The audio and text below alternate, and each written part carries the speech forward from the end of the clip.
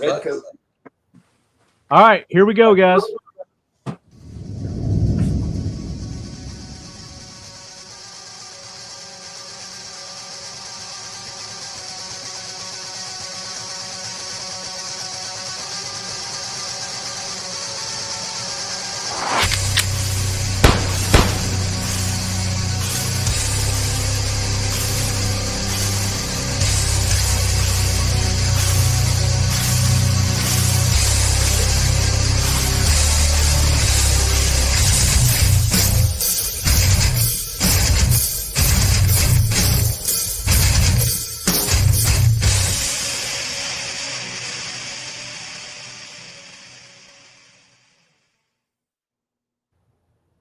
All right, lead heads. Welcome back to another episode of the Talking Lead podcast, where we have been leducating the uneducated since 2012.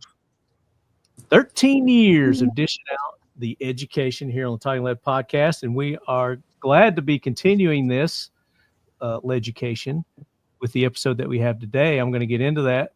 If you watched our social media posts, you know a little bit about what it's going to be about today. And for those who participated with the questions and comments on our Instagram post, we're going to have Mission First Tactical nice is the little official giveaway tactical accessories provider for the Talking Lead Lead heads. podcast and the Leadhead we're going to Brigade. give away Use one the of our code custom Leadhead for an exclusive 20% Mission First discount Tactical on 30 all round mags, orders. if it's legal in your state. Those are sharp.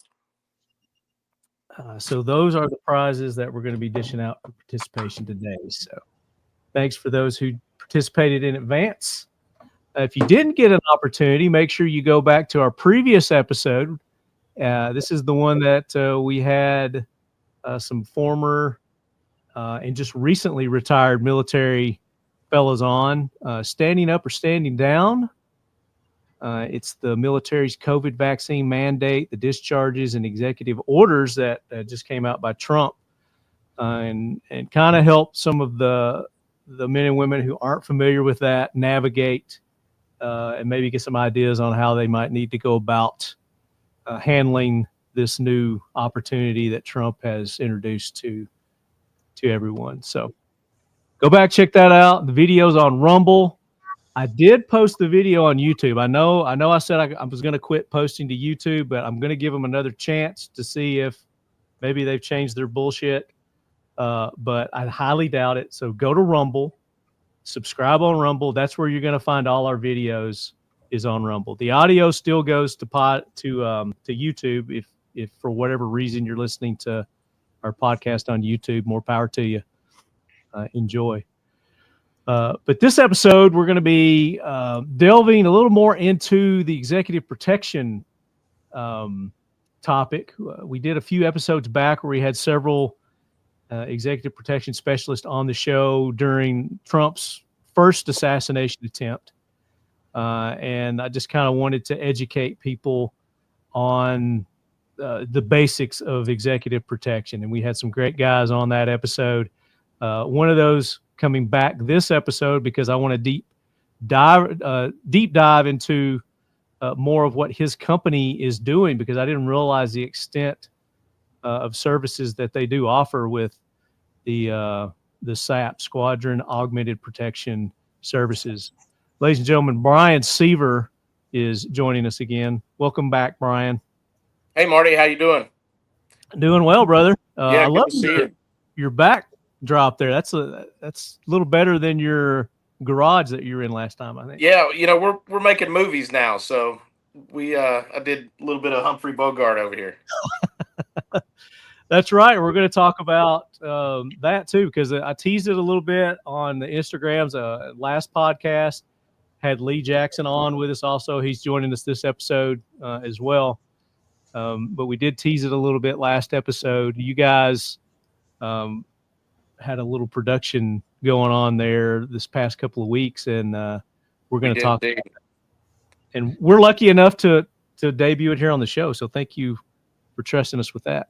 Yeah, it was fun. We had a good time. That was and we had your wife handled all of our craft services. We had the best grub that we could have. I mean, man, how cool was that?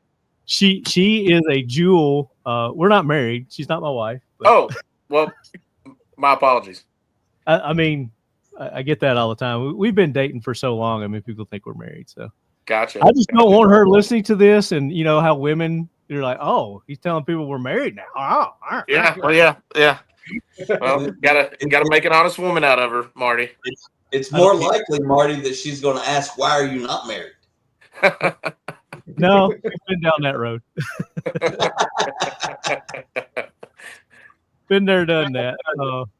But no, I appreciate you setting her up and giving her the opportunity to do that, because, man, that was some good craft services right there. It was good. Yeah, it was a fun day. That was a lot of stuff to get done in one day, and man, we hammered it out. Yeah, we got it done, and I was surprised the amount of filming that you were able to accomplish. I mean, everybody had their ducks in a row. Ollie, is it Ollie or Oli? It's Ollie. Ollie is a production manager and agent in the entertainment industry, and has done a ton of directorial types of taskings for everything from music videos. And furthermore, he was a stuntman in his former life. He was the guy that played Captain America in all the Marvel movies. He was on Game of Thrones as one of the horse riders for every single show. He was the first guy to ever drive a motorcycle to the Arctic Circle, and so he's got a real adventure pedigree there, and he's really good at getting stuff down on camera and getting it done quick. He's sharp. So I got to ask you, because I'm a big Marvel fan. I've watched all the Marvel movies, the Avengers. Yeah, that one scene where Captain America was fighting himself, and he knocked himself out, and he said, "Now that's the ass of America." Was that Ollie? probably. I don't know. I think Ollie's main focus with the Captain America movies was the motorcycle stunts. So if Okay. Captain America is jumping over something, he's on a motorcycle. That's Ollie doing it. He's a motorcycle guy and an equestrian. He's a horseman. No So- homo intended, but yeah, I just no, yeah, I bet. checking. Ollie is also from Brentwood, England. So he's another one of the Brits that we've got over here working with us, and he brings a lot to the table. That's why I keep calling him Oli, because when they say it, it sounds like Oli, Yeah. not Ollie. yeah, indeed. So you have a group here with us today. We've got 3 new guys, and then I guess let's just start with Lee. Lee's joining us again from last episode. I'm going to move you up on top tier there, Lee, because you're becoming a regular on the show. Yeah, howdy, lads. Super pleasure to be back here again, especially promoting our services as a security entity. This organisation is something certainly to be reckoned with. There's a lot of cool things coming, and you know, you've heard enough from me on previous shows, so you kind of get a gist of who I am. So it's nice to be able to show what we do and how we do it, and it's nice to have the team on here and share some of that with them. And for those that are just joining us new to the show, just give them a little recap of your background with the Army. Yeah, so I left school way back in 2006 and joined the British Army as a boy soldier at the age of 16. Trained up, did my training in the Royal Engineers, the Corps of Royal Engineers. Initially, I was part of a combat engineer unit and trained up as a REST, which is Royal Engineer Search Teams. Operated in Afghanistan. I say operated, I soldiered in Afghanistan. After that, moved into K9 work, and I've nearly got now, when I had it up, it's probably about 15, nearly 16 years experience in K9, ranging from working on the 2012 Olympics to Ryder Cup, Cheltenham Festival, all the stuff that I've done here in the United States. I recently immigrated. Well, I say recently, about 16 months ago now. I had the wonderful, most gracious opportunity for me to be able to put myself and my family in a wonderful position. And that none of that could be done without the guys sat on this call right now. They sponsored my immigration, and they're ultimately responsible for my position here today. And along with that, a lot of my expertise lay in explosive ordnance detection, detecting IEDs, and going through the appropriate process of how to handle them. You're gonna see a video later on. It's pretty cool. I'm excited for you all to see it, as well as every other video out there, just to show what our wonderful animals can do. But as well, like I said, these guys on this call have just got as much to say than I do. Very good. And Bryan, I want you to introduce the gang here. But just to give our listeners a little bit overview about the Squadron Augmented Protection Services, because in the past when we've had you on, we had you on with talking about the Tennessee Rangers. Yeah, a great organization that you founded here in Tennessee.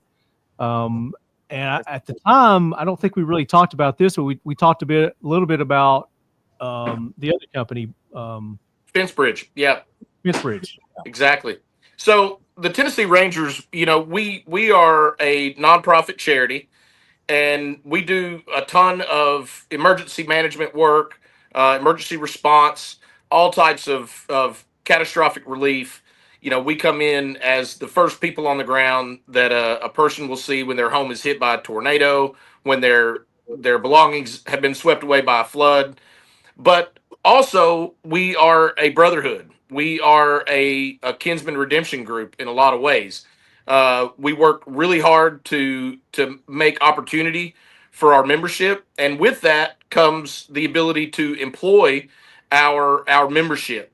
So, if a Tennessee Ranger is, for instance, during the COVID situation, we had a lot of members that were either active military or in the private sector, in the public sector, working as law enforcement, and they were fired or downsized, etc., by virtue of the COVID epidemic, and we needed a vehicle to provide those guys with some work, so that when they fall on hard times, or they need a job, or if they just need a career path. We've got a lot of youth in our organization, a lot of young guys that come out of the wrestling community here in Tennessee. We sponsor a lot of wrestling teams, so inevitably we get a lot of young wrestlers that kind of gravitate to our unit.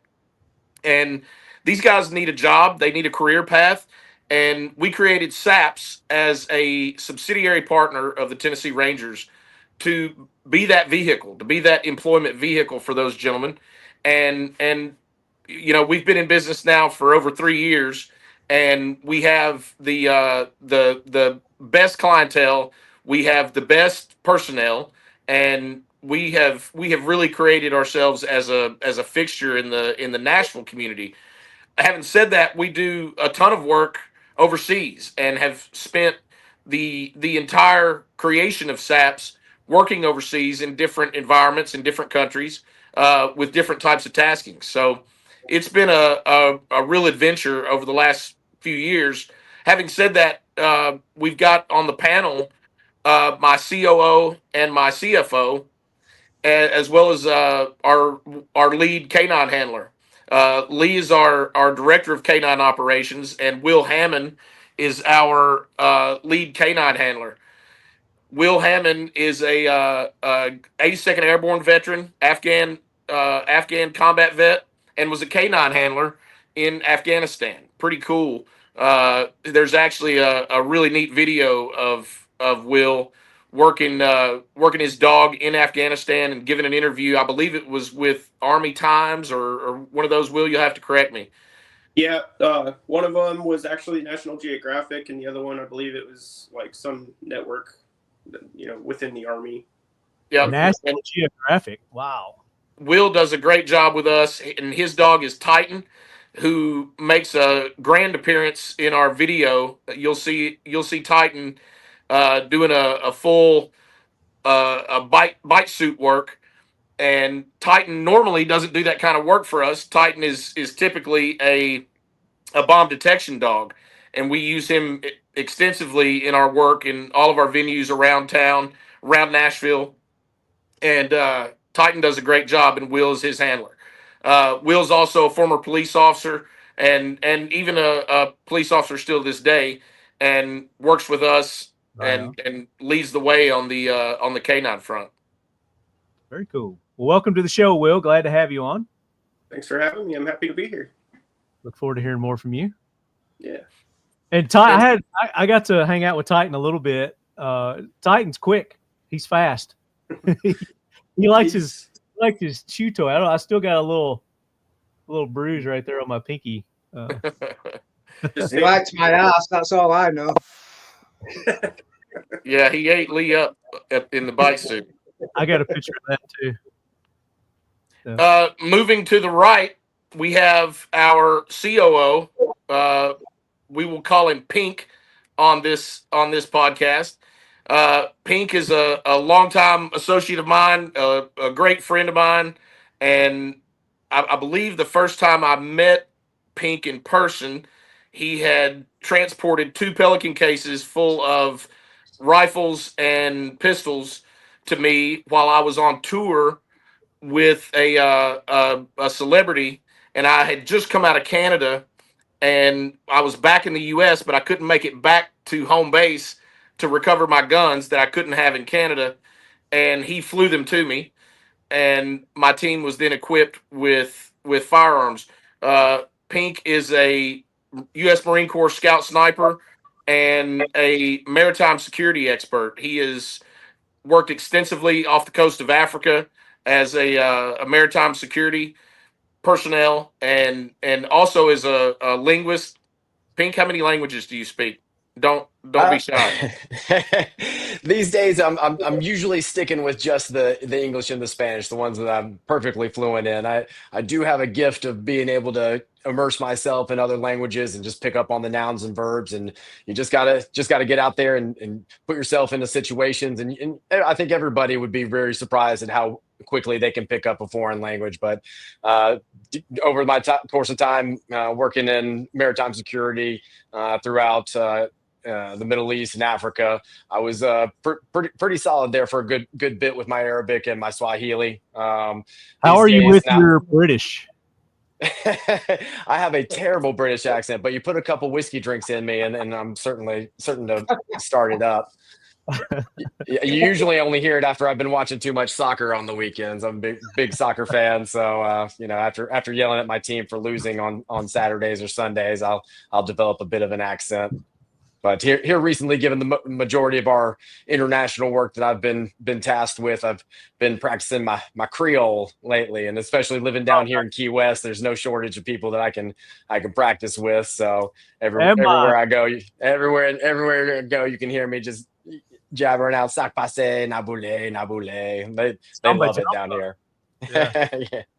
Yeah, I was going to interject there and say his Creole has certainly increased over the last 3 years. He won't say it about himself, but I've been part of those conversations everywhere from Haiti to Detroit, and the conversations that he has had in Creole. Yeah, he won't say it, but he has a gift. Indeed. Let me introduce my CFO for SAPS, Golden Green. Golden is our money man. Golden is also a U.S. Marine veteran, comms Marine, commo Marine, and which was actually my dad's job in the Army. My dad was a commo guy, and Golden is a business expert in every way and runs our SAPS formation with excellent hands. So, Golden, welcome in. Glad to have you on the show. Thank you, Lefty. I appreciate it. And we understand the casting couch is closed today. That's why you got it is definitely closed today. Blurred out. 2 seconds. Today only. We appreciate you accommodating that for us. You know, I will add something here that a lot of people may not know, even within our organization. You know, a lot of this came about. I got a phone call at like 6 a.m. from Pink of, hey, what's going on? And I'm like, why are you calling me at 6 a.m.? And, you know, the comment I get back is, well, it's not 6 a.m. here. Well, Pink and Bryan are at a bar in Tanzania. And Typical Tuesday. this is really, I mean, as funny as it is, this is how the whole thing started. I had never met Bryan. Pink and I were pretty close friends, and I get a call at like 6 a.m. of, yeah, you need to meet this guy. And from there, this whole world of SAPS, Fence Bridge, all came about. I'm not going to go into detail about what the conversations were, but it's so unique that everything that has transpired in the last 4 years, it's been life-changing for all of us. I can imagine, and especially with the wide variety of services that you guys offered. Again, once I started doing more research into you guys and talking with Bryan, I mean, the whole outside the executive protection part of it, I mean, you guys are doing business intelligence, corporate security, executive drivers, state security, explosive detection. I mean, the list goes on, and that's what I want to, really get into today, is talk about, those services and really the importance of a specialized protection agency like yourselves. The need for that, and not just here in America, but like you said, you guys are kind of doing a lot of things overseas. And I guess we're a little coddled here in America. I mean, yeah, we've had our brushes and our run-ins with terrorism and the whatnot. I mean, for instance, what was in the news recently, the healthcare guy that was, gunned down in the middle. Where was that? New York or wherever he was? That was in New York. Yep. New York. CEO of United. Yeah. That guy probably never crossed his mind that he needed, some sort of a personal security. Well, as a matter of fact, Lefty, that gentleman actually had a security team, and his security team was not with him that morning. He walked to the convention that he was attending without them. But he actually did have security. The insurance industry gets a lot of threats. There are a large spectrum of threat vectors that come at a company like an insurance company, and he absolutely had security. It just wasn't in place and wasn't there to do its job. So he didn't have security. Well, Yeah, exactly. I mean, it's only good when you have it, right? That's right. Security is really when you get down to it, security's a drag. It's not something that you can hold out and shine as this is this big expense that I have to come out on that somehow keeps money coming back into my pocket, or at least it's not originally perceived that way. But when a client really has a specialized company that can do things like threat analysis, that can do things like internet threat analysis, and competitive intelligence, not to mention being able to look at what your competitors are doing and what you need to do to protect them from looking at your stuff and your new widget that you're coming out with. So once a client sees that there are huge monetary benefits to having security, it changes the game. Even in something like an entertainment venue or a honky tonk in downtown Nashville, it's very apparent when a company like us comes in, and there are no more fire marshal fines. There are no more ABC alcohol fines. There are no more lawsuits for fights or injuries. And when they see that kind of thing and they see those kind of results, they see the money that's saved and the amount of liability that's minimized by an offering like we provide. But it's really a testament to the personnel that we put forward as a company. It's not just our C-suite, but our line guards and folks that really provide that staffing are a testament to what we are as a company, and it's a level up from what people really normally look at as security. Yeah, and just to add to that, the way we view security is not the standard. We like to go above and beyond what the standard of security people think should be. So we will invest that time and we will invest that effort and training into our staff members to ensure that we're going to provide the best possible service that we can provide. So every member of staff we have exceeds any state requirement, hands down. And yes, although they may need to do specific state training, but what I'm saying is the training beyond that exceeds it, and it sets the industry. It sets a good precedence there. I can't imagine that there's a state standard for explosive detection services. Well, that's interesting because across the states itself, other than law enforcement, there is no governing body.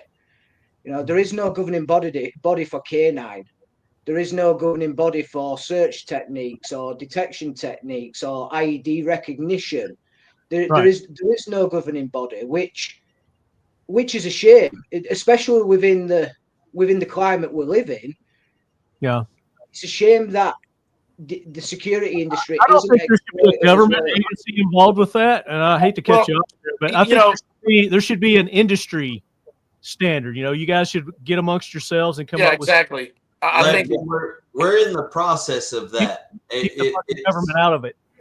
It's very interesting that you bring that up, because we have spent countless hours over the last several months working toward that standard and showing people what that standard needs to be, and quite honestly, just being that standard.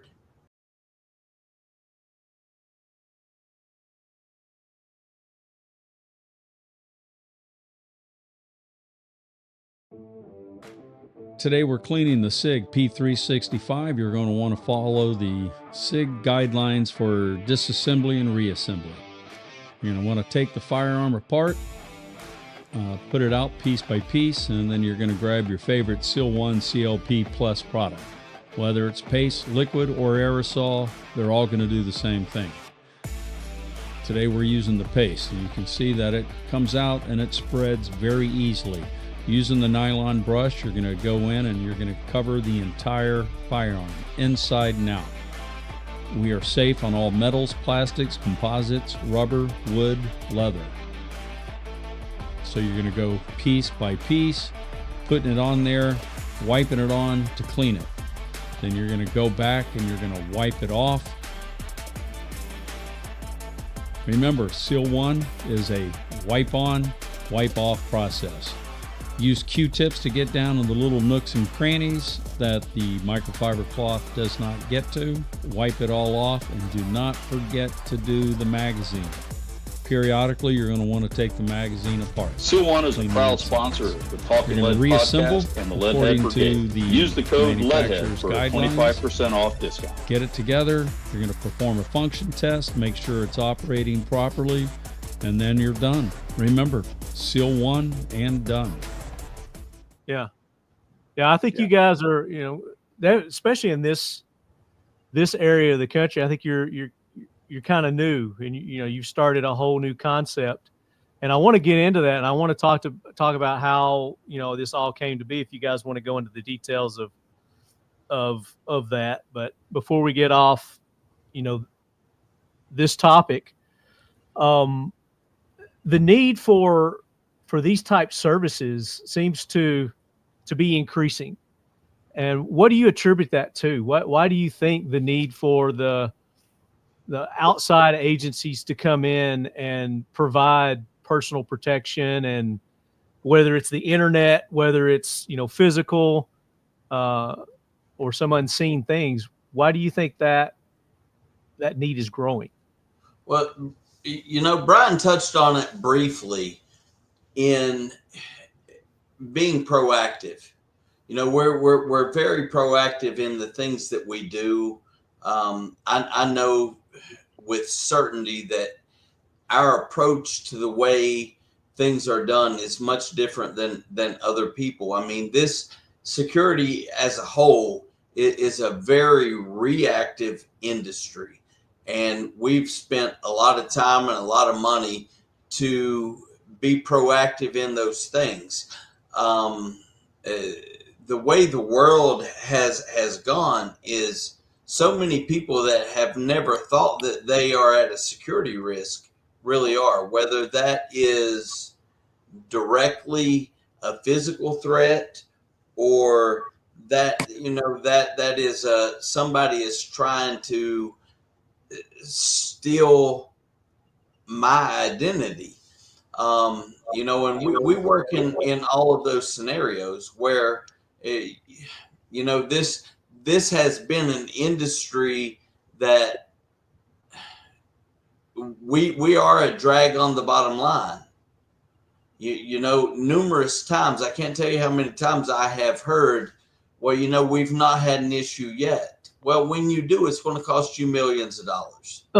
Just like the healthcare guy, Yeah. Absolutely. Well, I think another part of that the clients, especially the ones that we have on Broadway and the ones that I've come from prior to being with SAPS, I was with STA Contracting, and at that time we built it up to where we were controlling 13 different bars on Broadway in Nashville. And anyone who's been there will tell you that these are not just your little hole in the wall bars with some big dude standing at the front door, not talking to anybody and just picking people out and roadhouse kicking everybody. Nashville is a different animal. You're looking at most bars over there on Friday, Saturday night pushing upwards of $200,000 in sales. And a big thing that I focused on when I got into this industry was that there's a perception with the security industry from the client's point of view that's what you get. You just I'm going to hire security, I'm going to hire some meatheads, and they're going to stand around and look mean. But when it comes down to actually providing the service for your customers, to keep your customers safe, to keep your employees safe, the girls behind the bar, that guy that's taking out the trash in between all the rowdy customers, your bands, things like that. What you're really looking for is customer service first. We've spent the vast majority of my career really tailoring our services to focusing on the individual guard, not so much hey, are you going to be able to put this guy in an arm bar under these scenarios, but are you going to be able to identify that threat and mostly keep everybody happy. It's amazing how different your night can go in a busy bar when you have security guards that are smiling, guys that are happy, guys that when customers come in, they acknowledge them. Hey, glad you're here. Number one, I teach my guys that's a good, initiating these conversations is a good way to make sure that you're not letting some weirdo in the bar, or someone who's way too drunk to be in there. But keeping that mentality, that everyone's here to have fun, everyone's here to do the job, engage with other people until it's time to do that actual security job. The thing that we need to focus on a lot is just customer service. Yeah, and that graphic that I just pulled up is a violence, I guess, report of Nashville, and you can see most of it's concentrated there in in downtown Nashville, and that's, it's a busy area, and it has exponentially gotten busier over the past 10 years. It's And just to touch on what Pink was saying, customer service goes hand in hand with hospitality. Yeah. And I know Will is one of my team leads on a contract we have, and within over a 16-month period, we have had one incident of violence due to no fault of any security member of staff. That was purely out of the ordinary. And I mean, Will can tell you, the hospitality aspect of it is what wins what wins the battles. And that feeds also into the executive protection paradigm.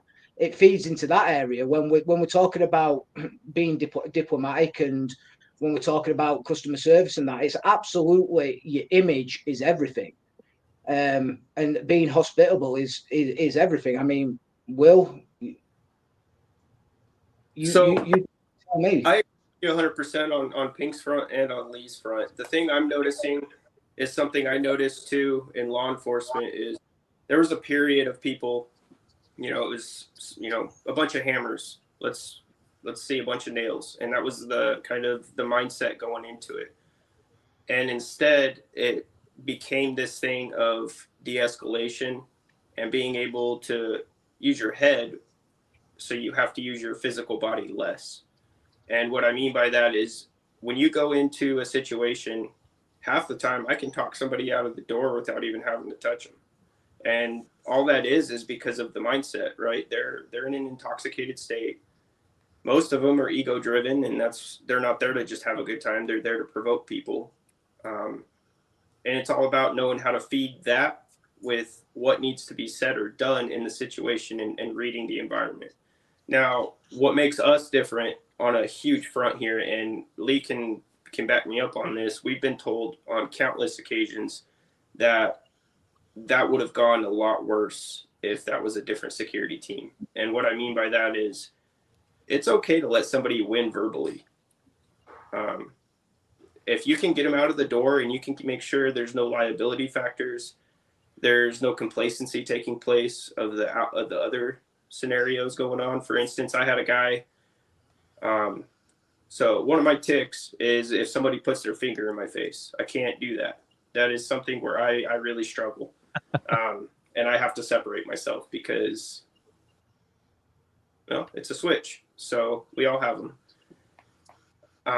One of the other guys there noticed something that I didn't notice, because once that guy put his finger in my face, it kind of made me zone in on him because clearly I didn't care for the guy. But there was some other things going on around me that I funneled into and I did not like. Once it was brought to my attention, the way we handled it was absolutely the best way. And I can't say I would have done it any differently now. Can you talk about what the scenario was? Yeah, absolutely. So throughout the night, we have to do underage sweeps. Especially once we stop serving food, or certain venues have different rules about stuff like that. One of the smaller guards had walked up. It was one of our female guards, for instance, and she had asked to see somebody's ID, and they threw a fit about it. It was a Hispanic group of people, and they were all wearing very nice clothing. And I think the guy's boots he had on, they probably valued at like $900. They're just boots. And he refused to give it up, and he started kind of becoming argumentative about it. And I said, "What's going on?" And he started cussing and using profanities, and he automatically put his hand in my face. And I kind of was like, "Whoa, you don't need to be so aggressive." And then the conversation escalated. As it was escalating, I was so focused on him that I didn't recognize that behind me at one of the tables, he had a bunch of friends. Yeah. And their body postures changed and everything's changing.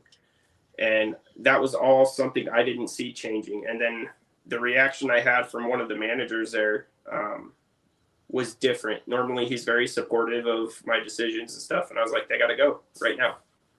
And he pointed something out to me after the fact. And it made sense to me that things were escalating beyond a point that was unnecessary. Yes, it hurt my ego a little bit, but I would much rather my ego be hurt and everybody go home okay at the end of the day. Not only for us, but for the client. And so what we did is we walked them out. We let them finish their drinks. We kind of made a compromise, and it was all about how we talked, right? They didn't want to do this, but we didn't want them to continue to stay. So as we were sitting there talking, it was more or less verbal judo. I'm sure you've heard that term before. That's used in the police world pretty regularly these days. And honestly, that skill is, you can't replace that skill. If you can sit there and talk with somebody who you know a second ago you wanted to go fisticuffs with, but it doesn't have to be that way. And everything ended up working out fine. All I did was start agreeing with the guy. I pulled the people off the floor that didn't feel like, that I didn't feel like they were going to be able to help me in that scenario. And I put people in places where they could back me up, where I needed them to back me up. And I just put a smile on my face. And as much as that guy was trying to antagonize me, I wasn't going to let it happen. Yeah. And it's like Dalton says, be nice. Be nice until it's time to not be nice. Time to not be nice. I know. The thing that we have to remember is you're never going to get a 5-star review for kicking someone out. You know, no one's going to say I went to this bar and the security was super nice after I puked over everything and told them I was going to fight them. You know, it doesn't work that way. But you know, as far as reviews either, you know, right? Yeah. So and I'm not, you know, really what this boils down to, what this truly boils down to, is supervisors having good supervisors that are experienced, that are mature. And then having training and reinforcing that protocol periodically. You have got to train your people, and you've got to hire well. You've got to hire folks that aren't there just for a paycheck, but rather folks that are there to be security professionals. And that's really what we pride ourselves in. We hire a specific type of person, and you know, it takes a lot of initiative to work with us. We are not an easy company to work with. If you think working with Elon Musk is tough, try working with you know, Lee and Golden and Will as your supervisors. It's we're a special place, a special company.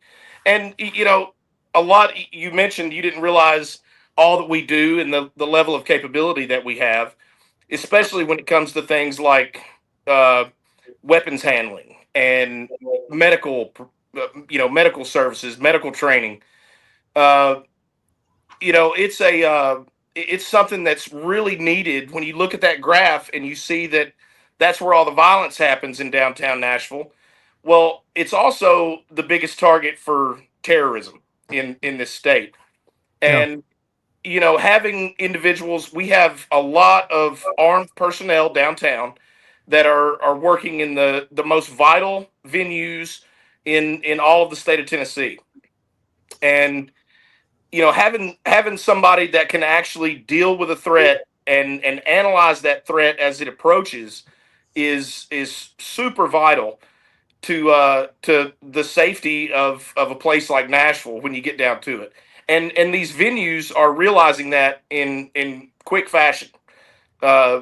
It really shows, and they see it when they see a company like us come in and be able to provide that level of security, that level of medical support, that level of professionalism.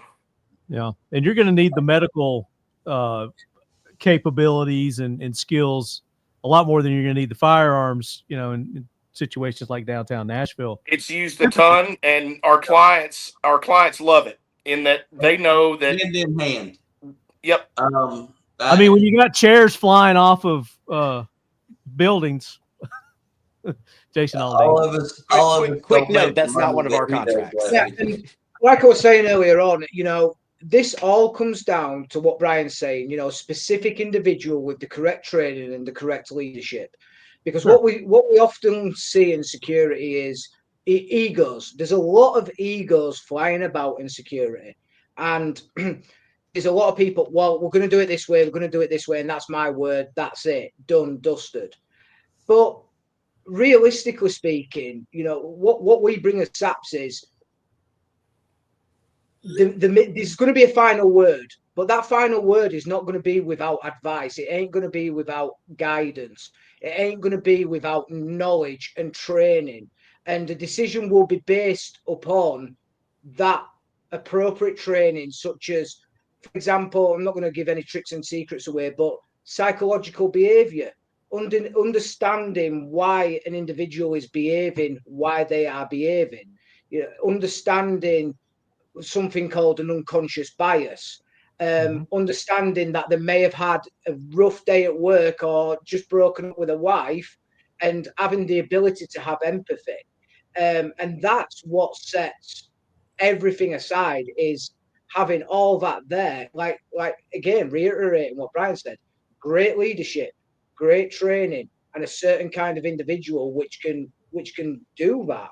Because it's not easy. It is really not an easy job, especially in any setting of security, whether that is you are sat on a gatehouse just logging vehicles in, and you might think you never come into conflict with anything, or whether you're working on a bar and you're dealing with drunk customers, or whether you're working an executive protection detail with an A-list client.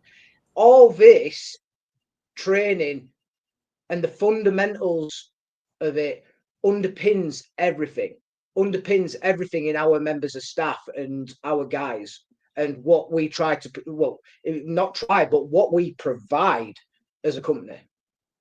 So and let's talk about this, because you hit on a great aspect of it, because you guys keep talking about the training. So just take a newbie, you know, a new hire, and just kind of run through the training program that you put them through. Yeah. But before we go into detail on that, and I'm all about let's talk about that. I'm going to be much more direct and less politically correct than Bryan, who is our CEO. Oh God, here we go. Oh, here we go. This might be an edit moment. Jesus, cut the feed. I will say with confidence, I've got the best damn guys in all of Nashville. Okay, whether it's training, it's their leadership, I don't care what it is. I say that 100% with confidence, and a lot goes into that. You know, we've spent a lot of time, we've spent a lot of money. We're proactive in things where this industry as a whole is very reactive. You know, security is a drag on the bottom line. Security this, security that. The reality is, if we're proactive in what we do, we can add to the bottom line. You know, we do training around the country with different venues and different clients, and every one of those trainings ends with and begins with hospitality. We're the first person that somebody sees. We're the last person that somebody sees. We set the tone for their time in whatever venue it is. And you know, I think too often we're not direct about this. You know, we talk about the things that are required and the things that aren't required, when the reality is there's so much more to this than what we have to have. When I put a guy in a certain and specific post, he really dictates the way that the client and the client's customer experiences the entire night, regardless of what that situation is. And I guess at the end of the day, I know that my guys operate completely different than what the typical security guy does. You know, Will, Lee, both as examples of guys who are out there every single day. They're frontline guys, but they think at such a higher level than what is expected. You know, they have conversations both with the client and with the client or the customer that it can add to the bottom line, not just be a distraction to or a take away from. Yeah, 100%. And Marty, I might add, our talking about the beginnings of a new SAPS guy. The majority of all of our supervisors, I think every one of our supervisors at this point is a Tennessee Ranger. So they have already proved themselves through our NDOC, through our yearly and regular training that we do as Tennessee Rangers. And part of that is being a pistolero. We have a very arduous pistol qualification program that we put all of our people through, and you don't carry a firearm with the Tennessee Rangers or with SAPS unless you are an actual shooter. You have to really prove it to be able to carry a firearm with us, and So that's talk not the about the case. qualifications that you require. Yeah, so a lot of what we do stems from the Modern Samurai Project. So Jedelinsky's program of the modern red dot pistol is the cornerstone of a lot of what we do. And from that, there's a whole curriculum that we've designed as far as our qualification program, our course of fire. We do not just do the standard. This is what you got to have to get your Tennessee Armed Guard card, which is basically, I believe, what is it? Basically, 50 shots that you have to do. Yeah, for Tennessee Guard card, it's 50 shots on target, different sort of yardage. Right. Is 16 it more hours. stringent 16 hours than the police? Well, I'd have to say it depends on the police. Metro Nashville has a really good firearms training program. One of their lead instructors is one of our guys, and he's a phenomenal trainer. And it's just like the shooting at the Covenant School. Those guys that responded from the I believe it was the Flex team that responded over there, those were really good shooters, and at least one of them was a Modern Samurai graduate.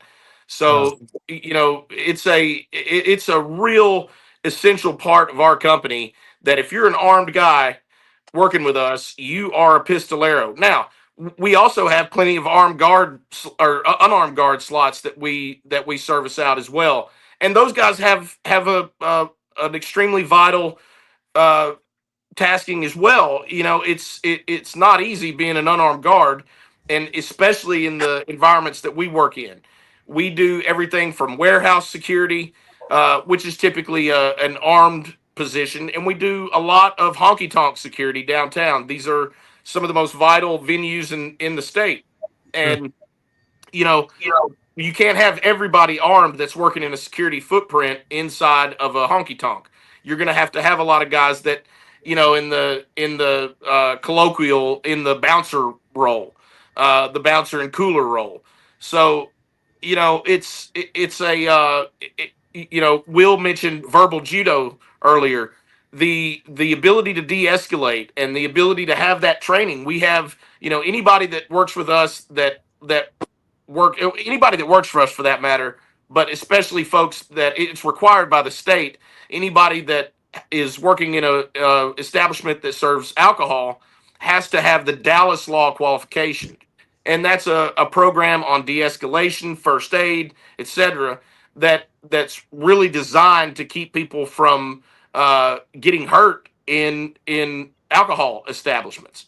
Is that like a universal training that's required by the entire state of Tennessee? So any security guard that's working in an establishment that serves alcohol has to have the Dallas Law qualification under their belt on their guard card, as well as at least their unarmed qualification if they're not going to carry a weapon.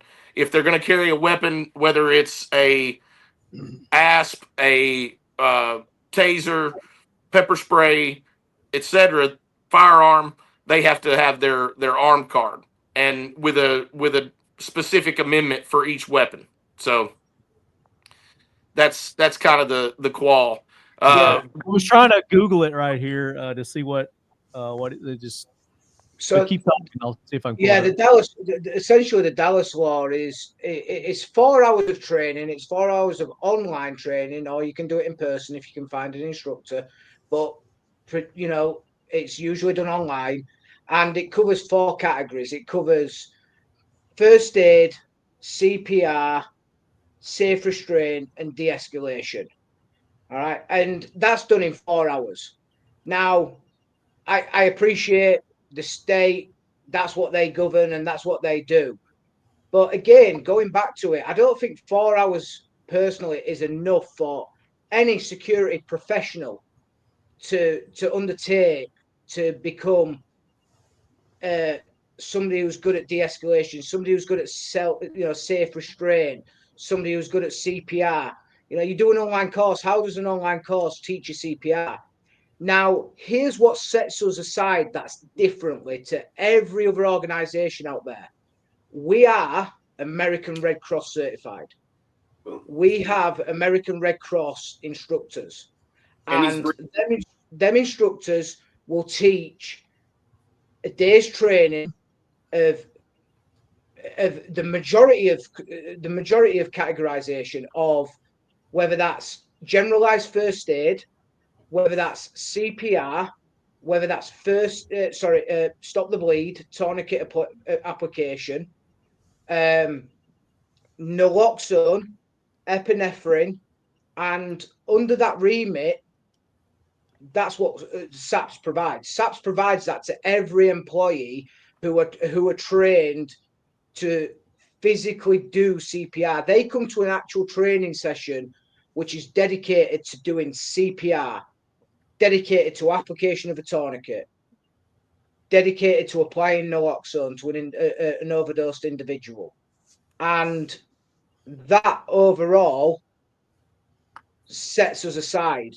And when I was saying earlier on, we go above and beyond with standards, that is going above and beyond with standards, because as a well-versed individual, especially in the medical area and operating in Afghanistan in hostile environments where I've actually had to apply tourniquets to amputations, to doing CPR on my friends, to even CPR on my next door neighbor,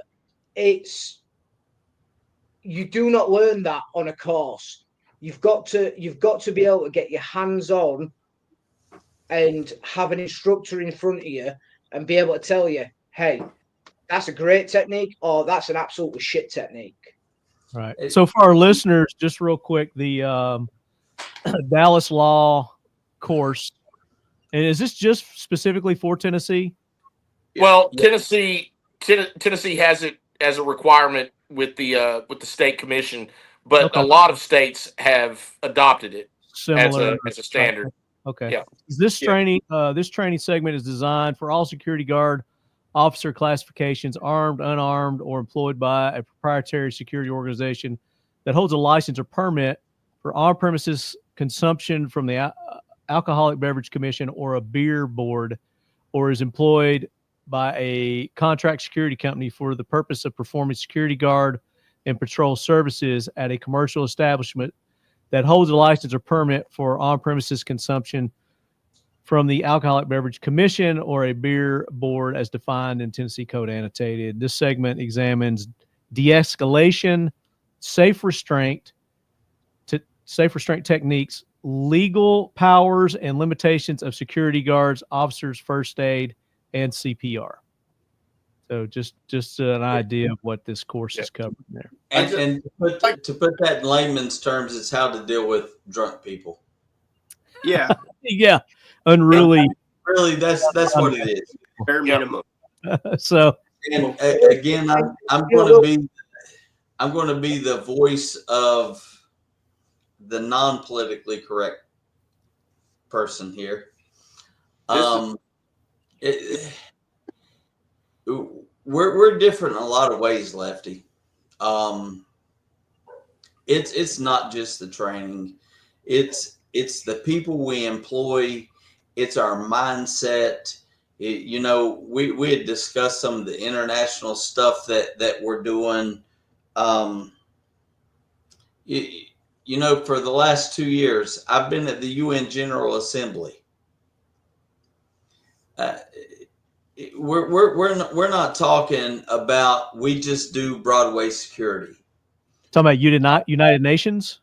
Yes. Yeah. Okay.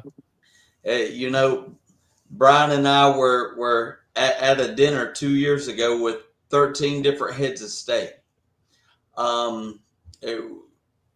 When I say we do things differently, we truly do things differently from the top down. The expectations are higher.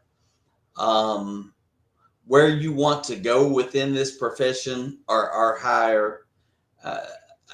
We're not just looking for people who are looking for some extra money on the side. Sure. We are truly employing professionals, and if you the people that hire you aren't looking for that type of individual either, because again, you guys, and from everything that I've studied about you, heard from Bryan and Lee, you're much more than just a cooling service, so to speak. And I want to get into more of that conversation than this, downtown. Yeah. Kind of bouncing situation. You got to see a lot of what we do as far as offerings go when we did our sizzle reel film the other day. I did. That's a bit of a different paradigm of operations than what people are used to seeing from your local security company or stateside security company. But really, what a lot of that had to do with was our training offerings in the international realm. So for international customers that are hiring us strictly to come over and provide not only consulting but provide boots on the ground training for their personnel, both military, law enforcement, and private sector.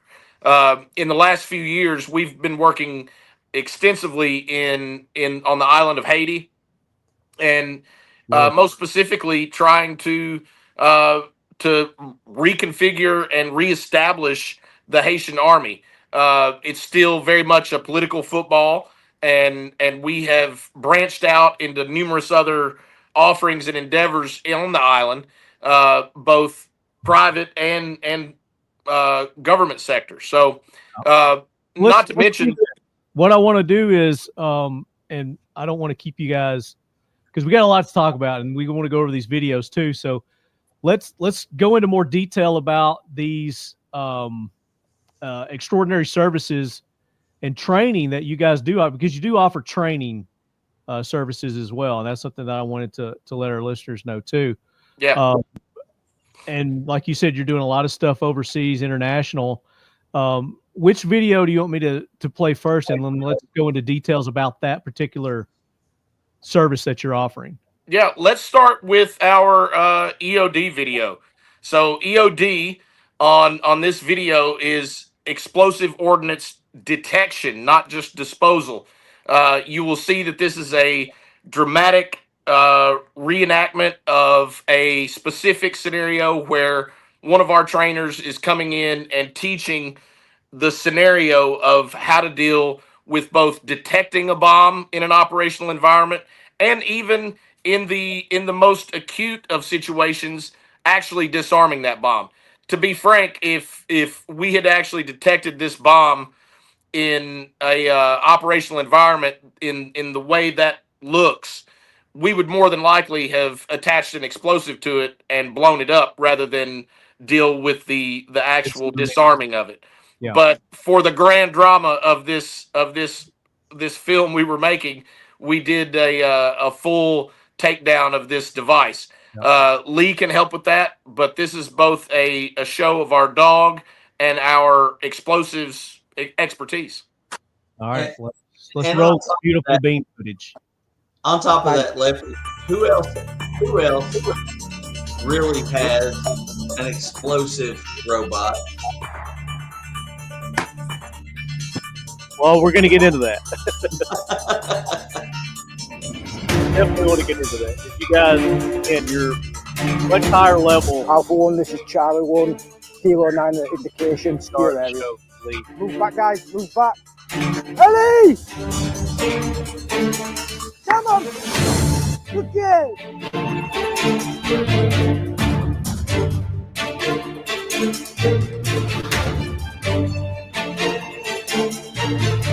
Look at that, baby.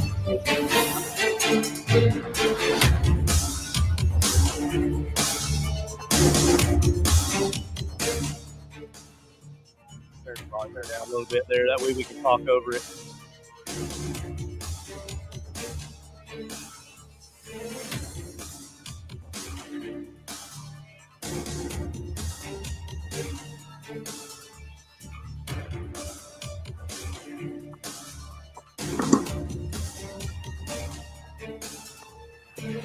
Alpha 1, Charlie 1, device detected. Moving into disarm. Alpha 1, Charlie 1. So, I mean, this isn't training you're going to get from that Dallas course or, you know, your armed guard type thing. No, So, absolutely not. I mean, at this point, this is taking up on people's previous military experience and working with that and adapting it to current times. Now, I mean, first time we've got Miss Ellie on the show right here. So Miss Ellie right here is, or should I say, so people don't get my accent confused, is Ellie. She's an explosive detection K9. She's capable of detecting all groups of explosives, from firearms, tannerite, to HE, to LE, which is your high explosives, your low explosives, and even your homemade, your HMEs, your homemade explosives. Now, what we're demonstrating here is the ability and the process of essentially what we call a route clearance and moving into an hostile environment, a high threat environment, where with the use of a K9 and the use of an EOD robot, which the robot we're using there is a Talon, is appropriate. Now, is this going to be the case, for example, in the United States? No, because we just if I have a detection with a K9, I'm going to hand it straight over to LEO. That is what I'm going to do.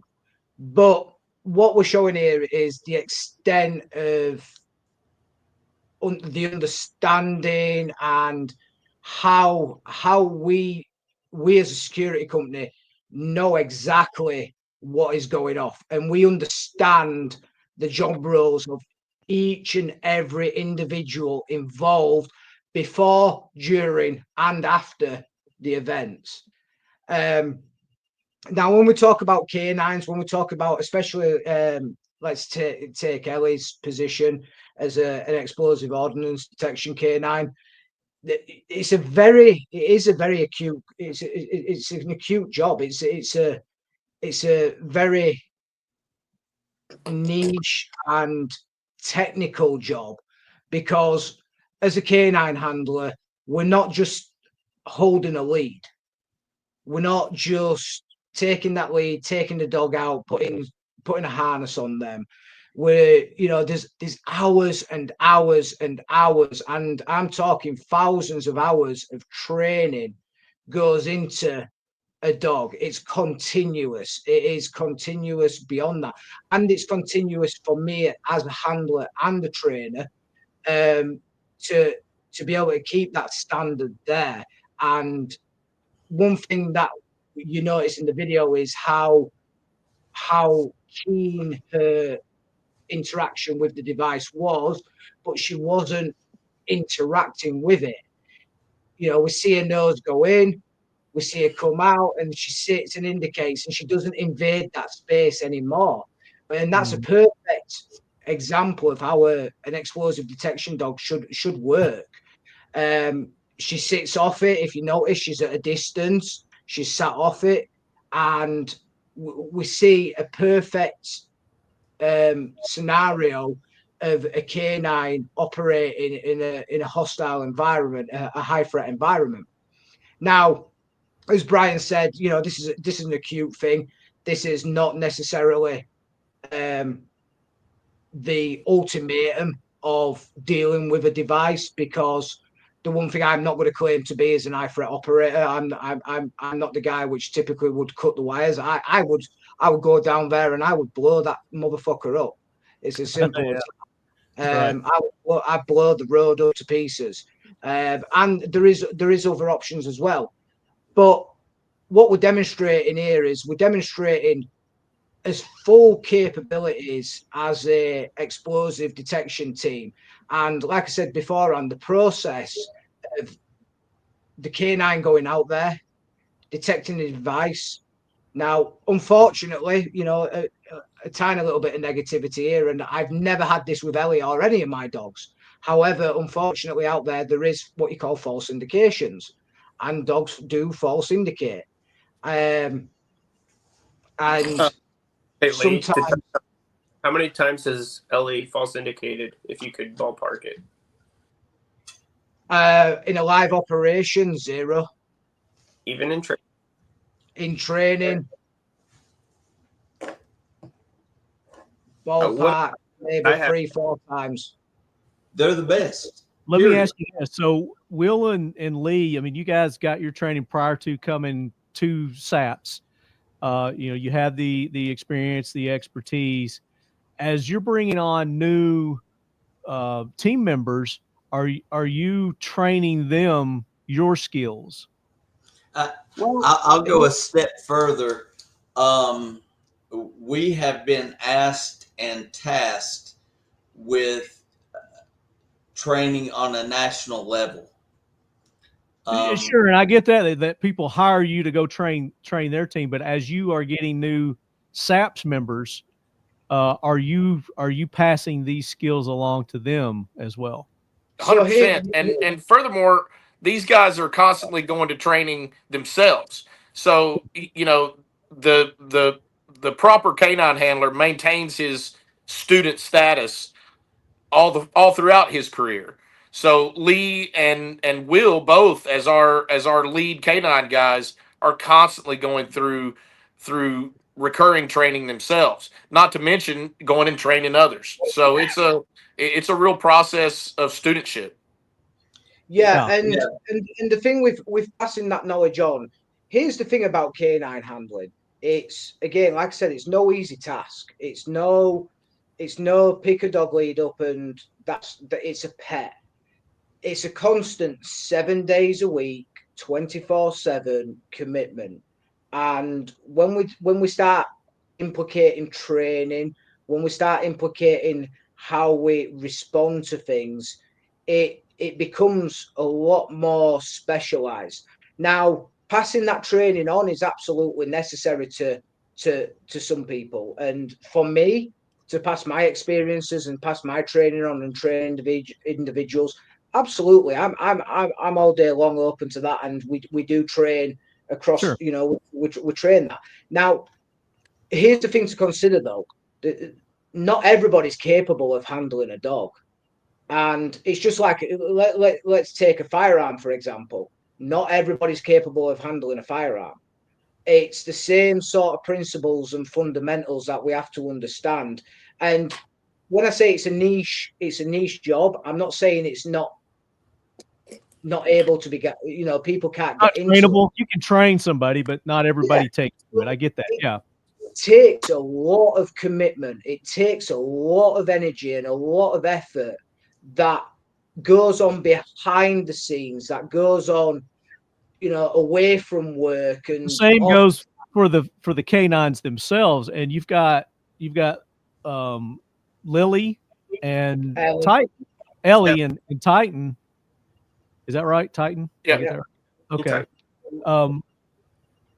And things happen. I mean, injuries, whatnot. Do you have backup K9s that you are training, or is that because I know there are companies that specifically train K9s for these type things? Is that something that if something happened to one of your K9s that you would go outsource that, or do you have Marty? So one of the things we do is we have over the years we have created a real network of trusted K9 vendors throughout the country. I started using K9s.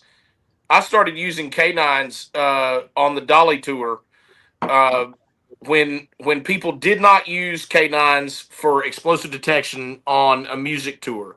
That was something that was kind of looked at as a little bit over the top.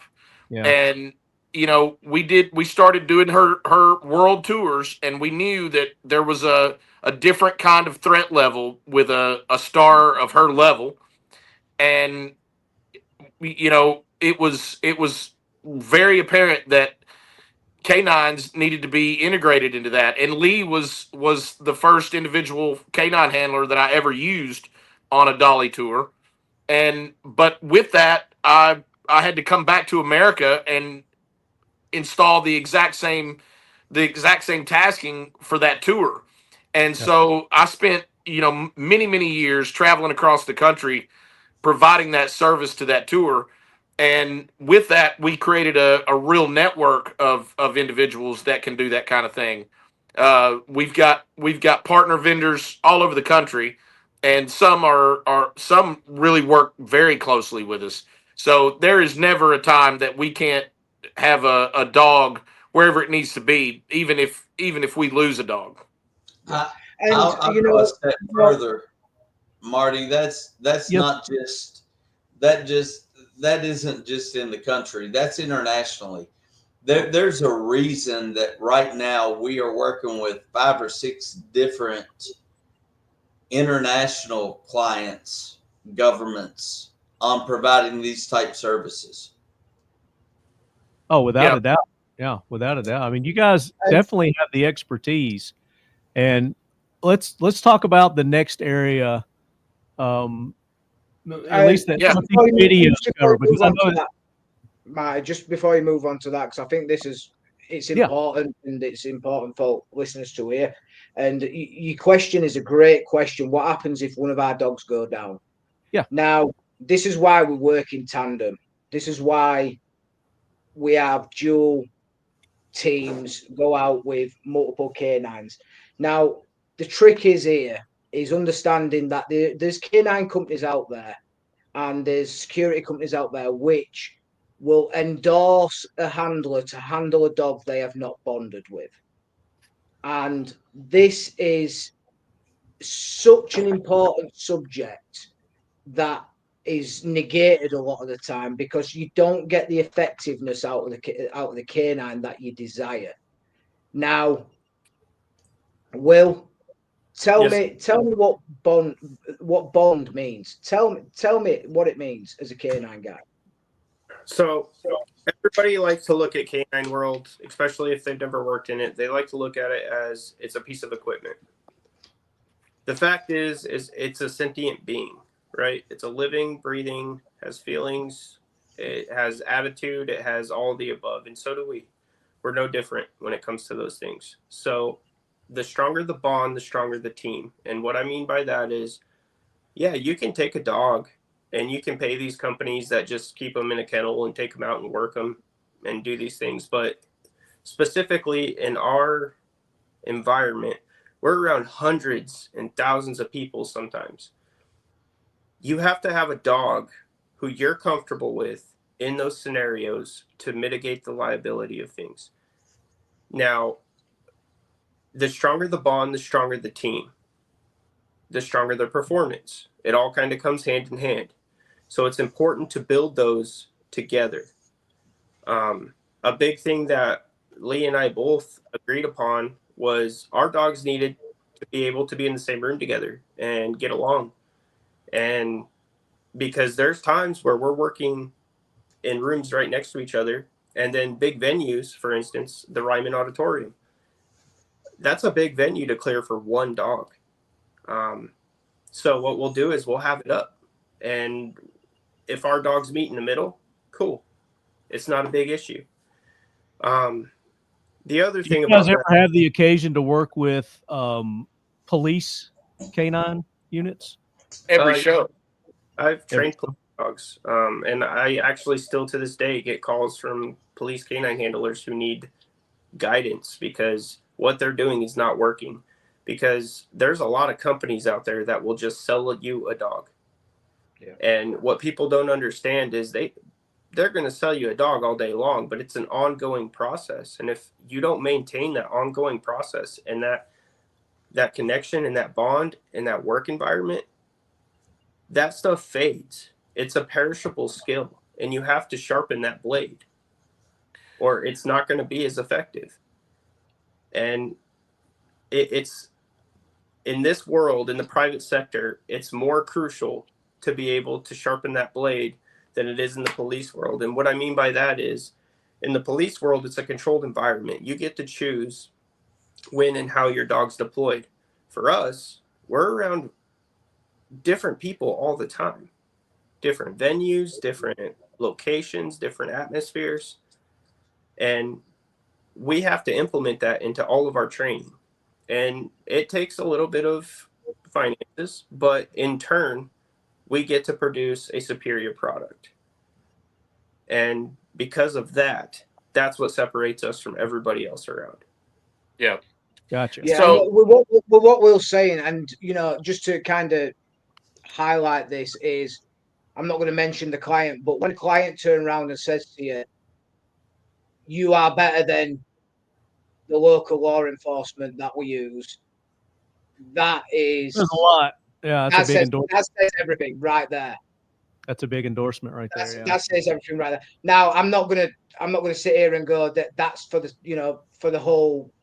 I'm not saying that for the reason of the podcast. I'm saying it because that was a true statement witnessed by several people, that we was told we were better than any law enforcement agency they have used in any state. Any state. That's a huge endorsement. Lee's not going to toot his own horn here, but we produced our report and our evaluation of the venue and the risk assessment, and they looked at us and said, "This is way more than we've ever gotten before." Sure. And we said this should be standard. Like I will touch on that. We integrate K9 into what we do. It's not a standalone service. It is something that's integrated into the very beginnings of how we go into a venue. We look at the overall. K9 is one part of that, but just as the videos that you have there, Lefty, we do so much more. And let's talk about it. So, Lefty, let's talk about our designated marksman capabilities, our sniper video. Andy can help on this. Andy on this chat is our resident USMC scout sniper. And we had Danny Amerson, CEO of Warhorse Ballistics, one of our trainer partners, as our sniper choreographer and lead on this. And I'll tell you now, I threw this on him at the last second and said, "Hey, let's do a ghillie suit scenario and let's bust this out real fast." And the production team came in with a 200-yard bullet camera on a zip line that was 360 degrees. I played the bad guy. We have Danny Amerson and Brent from Warhorse as the sniper and spotter, and this is an offering in that from SAPS, in that we have the capability to do things like do Overwatch on a protection detail.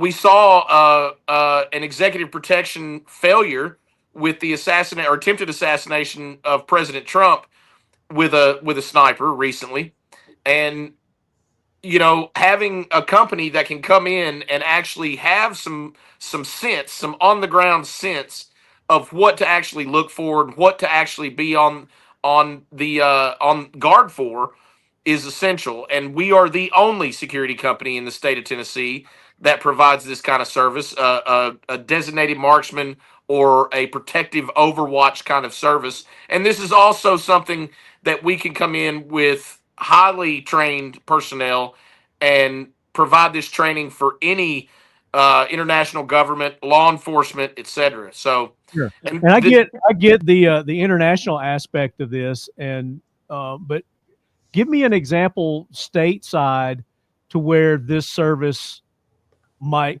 come in handy, or somebody would need this. Yeah, this I'll service. tell you And exactly. how I'll are tell you you able to exactly provide how. it? Okay. So when you have a politician that's in the midst of a campaign, that politician typically does not have government provided security, even if they are an incumbent. Sometimes they just don't have the capability provided by the government for their security, and so that doesn't mean that the threat of a sniper is gone from that person. So having a team that can sit on a rooftop, that can be in the rafters of a large venue, that can be on a hilltop or a water tower in the midst of a campaign speech. That's really what this is about. It's not necessarily about having a guy behind the gun. It's about having a guy behind the glass. And that's really what we provide on a stateside level. And we have done that for everybody from celebrities to politicians to high net worth individuals, where we have actually qualified designated marksmen, qualified snipers, that work on those details and bring that eye to that protective service. And So talk that's about how you work hand in hand with local law enforcement with yeah. these type of events. So when you have an event, say the CMA Awards or the Grammys or the Oscars, these are or the Super Bowl for that matter. And we've worked at all of those. If when you're working in those environments, these are homeland security events, and they have everybody from the local constables to the local sheriff's department, the city police, the FBI, the Department of Homeland Security, and the Secret Service, the Capitol Police. Everybody has a contingent in that building that day, as well as private sector. And there's a lot of different chiefs and a lot of Indians, so to speak. It's it can be a really uh, uh, precarious show for any private sector entity to come in and walk into that environment and do it correctly. And you know you can find yourself in working as a subcontractor for the government on those, or you can find yourself working for a specific client that's attending those shows. Right. And that's primarily where you're going to see that kind of thing, where or a large concert where you've got an uncleared area that may be an outdoor festival or something like that, and you've got a very noteworthy celebrity that's going to attend that stage. You've got to get a guy that can look at that crowd, that can look at that tree line, and make sure that there is not a threat, hiding in that environment. You bring that up requires a guy on the glass. You brought up the attempted assassination on Trump, and there seemed to be a lot of miscommunication between local law enforcement, the Secret Service. Yep. How do you guys communicate again? And do you meet resistance from the local, law enforcement authorities that you're working with? How are you treated by them? Well, I'll tell you this right now. I'll head this off right now before Golden does. It really just depends on the entity. It depends on the government entity. You know, the more the better police culture that agency has, typically the better reception you'll get from them. So when you're dealing with agencies like NYPD or Metro Nashville PD or the Tennessee Highway Patrol or Los Angeles Police Department for that matter, or the California Highway Patrol, you tend to get really good reception and liaison from those agencies. But when you're dealing with, you know, your uh, it can be, sometimes the small departments are great to work with. Sometimes they have a chief or an assistant chief or an assistant, you know, undersheriff that wants to flex on the private sector folks and doesn't want to extend any kind of professional courtesy. That does happen, and it's you know, it sucks, but that's part of the thing you deal with. In my experience, when you're dealing with a larger, more cultured entity, they tend to receive you much better, and I have good relationships with all those that I mentioned. Well, it's like you said too. You know, there's a bunch of chiefs, you know, in the room. You got a bunch of alpha people from different departments, different agencies, and everybody's got a different idea on how the situation should be set up or handled. And I can imagine, you know, again, the diplomacy that you have to bring to that. That's right. You'd probably be very frustrating. And Pink, you know, you being a sniper, you know, well, you know, and then that's one thing, that's a good thing to touch on. You know, it's, you know, the sniper community in and of itself has there's a lot of well, I know what I want to say, but I'm not sure if I can say it on the podcast. But a lot of ego battling between, you know, who's got the best resume, who's done what, especially after, you know. You were going to say swinging dicks, weren't you? I was going to say there's a lot of dick measuring contests going on in the sniper community, and you know, it's important just to, you know, to stay focused on the mission. I mean, especially, you know, it happens to me a lot. You know, people, you know, the way that I get introduced, you know, colloquially or generally, you know, is that, you know, Marine Corps Scout Sniper. But it's, you know, it's important to you know, annotate that, you know, I'm just a nasty reservist. You know, I wasn't in 3.6. I wasn't in one of those high power units. I came out of 323 HES company's Scout Sniper platoon. Out of New Orleans, staking up at NAS Bell Chase down there. Trio, wasn't it? Yeah. That's a different one, but various.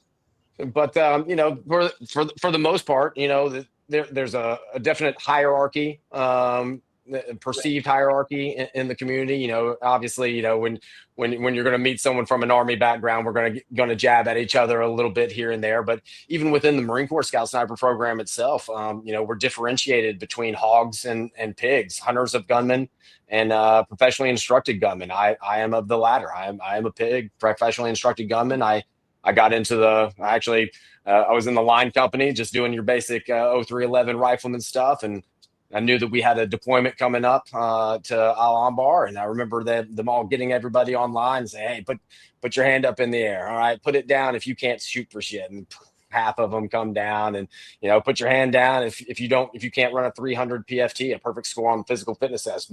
More hands go down.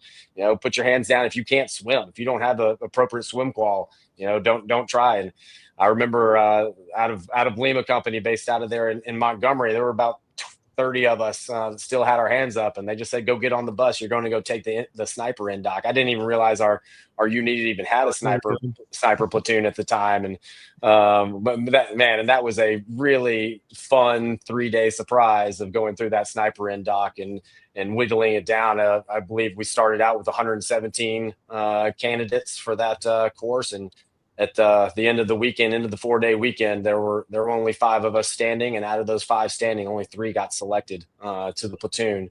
Out of that platoon, we started fresh on that training, and you know, everybody's immediate reaction to sniper training is obviously going to gravitate towards the gun. But as Bryan was saying earlier, so much of what it means to actually be an operational scout sniper is not so much the trigger pulling as it is the the planning process is hammered into you all throughout your sniper career. Being meticulous in your planning, in your preparation for the mission, and then being out there, like you said, vast majority of your time behind the glass is going to be just that, you behind the glass, recognizing patterns, collecting information, collecting data, and being able to process, especially when you get with large crowds or big events where lots of things are going on left and right. Your ability to process massive amounts of information and pick out the things that are wrong with it, and make sure you don't get distracted by the things that may be out of place but have nothing to do with what you're looking for. So when we do these things, for big events, the Overwatch aspect is very key. Not to get stuck in on just your client, not to get stuck in on whatever's going on over there. You've got to stick to the plan. And what we saw with the attempted Trump assassination was a failure, not so much on the day of the event, but rather everything leading up to it. And looking back at it, I mean, everyone likes to say hindsight's 20/20.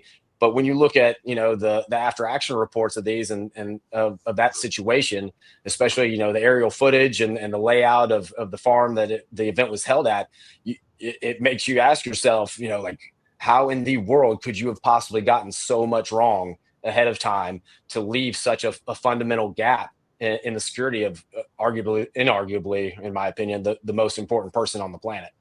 Andy, speaking of analyzing things that are wrong, let's watch our sniper video and you narrate it for us and talk about some of the things. Stand by. Let me pull it back up. Well, I mean, we're not gonna hit Danny too hard on this. He is an Army guy, so it's more me as the bad guy I was looking at. The tracksuit is, you nailed it. Hey, the Adidas suit. Yeah, my Slav look is on point, I think. Yeah, that Adidas suit is very behind enemy lines. Well, don't call it a costume. He goes to Chili's like that as well. Yeah, we got snow going on here in Tennessee, so he probably was wearing that hat today. Yeah. So my gun in this, the bad guy gun in this, is a VZ61 32 ACP Scorpion, Czechoslovakian Scorpion, the Czech Kita banana. I love it. I love it. I guess I could let me turn the volume back up on this and play it. So I'll turn it down low, and then you guys just talk about it a little bit. Yeah. Target in the open. 43. Copy target.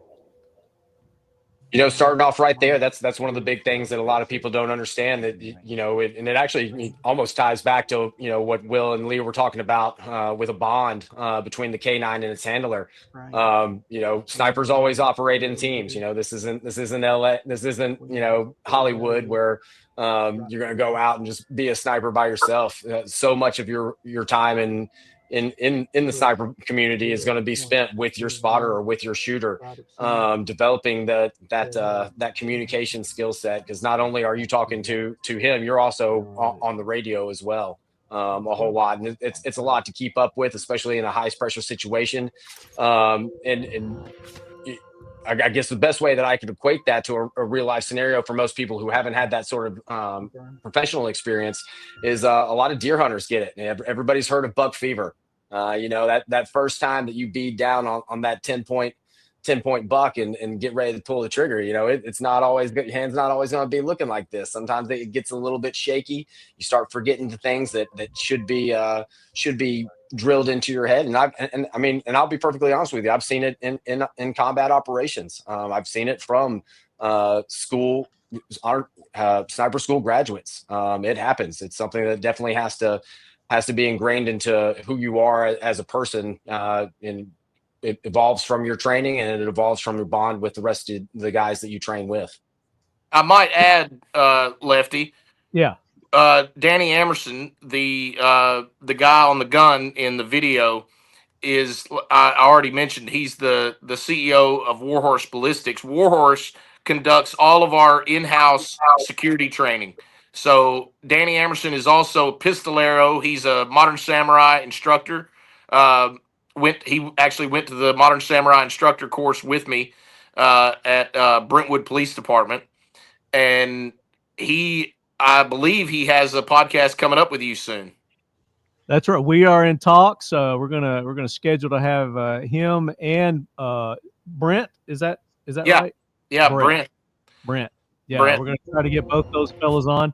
But I gotta compliment the bad guy acting here. I mean, you nailed the headshot. Hey man. Yes. So I had Ollie. How many days he complained about getting hurt over that? I'm going to give all that credit to Ollie. I'm getting old. I didn't want to break a hip.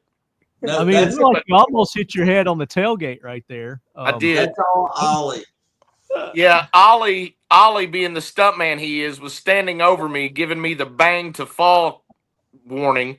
And you know, he was telling me, mate, if you don't have whiplash, you haven't snapped your neck back good enough. Whip it harder. Whip it harder, mate. Are you gonna be a stuntman, mate? I don't want to be that guy, but I'm going to be that guy. But that's a terrible Southern accent. That was more of a Northern accent like mine. Like, you need to sound a bit more like a fairy when you're going to do that accent. All right. Yeah. Also in this scene, I got to point it out. In the back of the truck is filled with our sponsors, First Tactical. They provide some kit and gear for this shoot as well. So big thanks to the gang there at Mission First Tactical for that. Yeah. So I was guarding an arms cache of MFT stuff.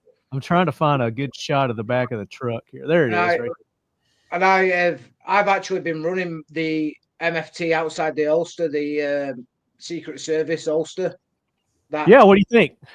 I think it's great. I think the retention on it's much better than most Ulsters that I've had. You know, it's consistent. I like We the People holsters. I do like them. But as far as holsters go, the retention on that is great for especially in the role that I do, the capacity that I do. It's much more retainable. It's good stuff.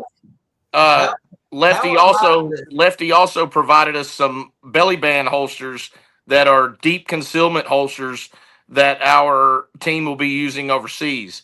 When we're working overseas, we cannot scare the horses when it comes to carrying firearms. So those deep concealment belly bands are actually going to come in really handy.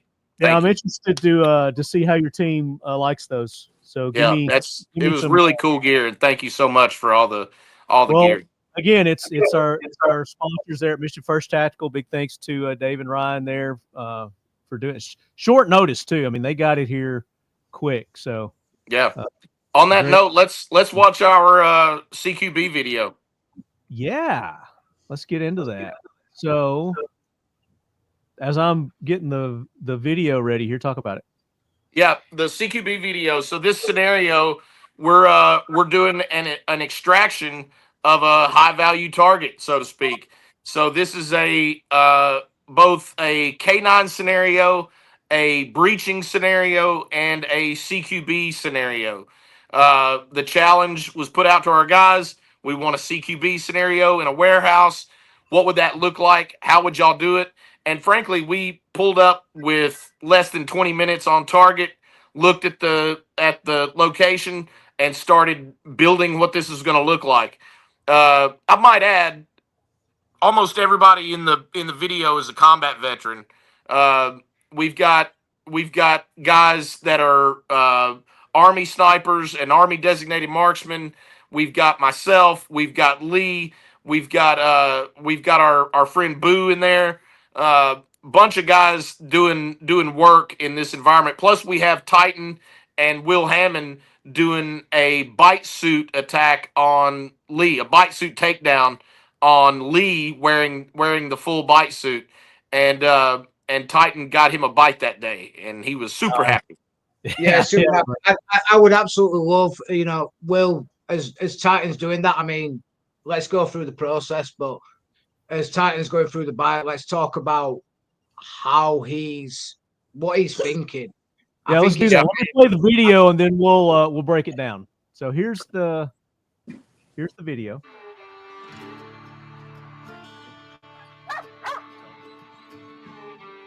Titan.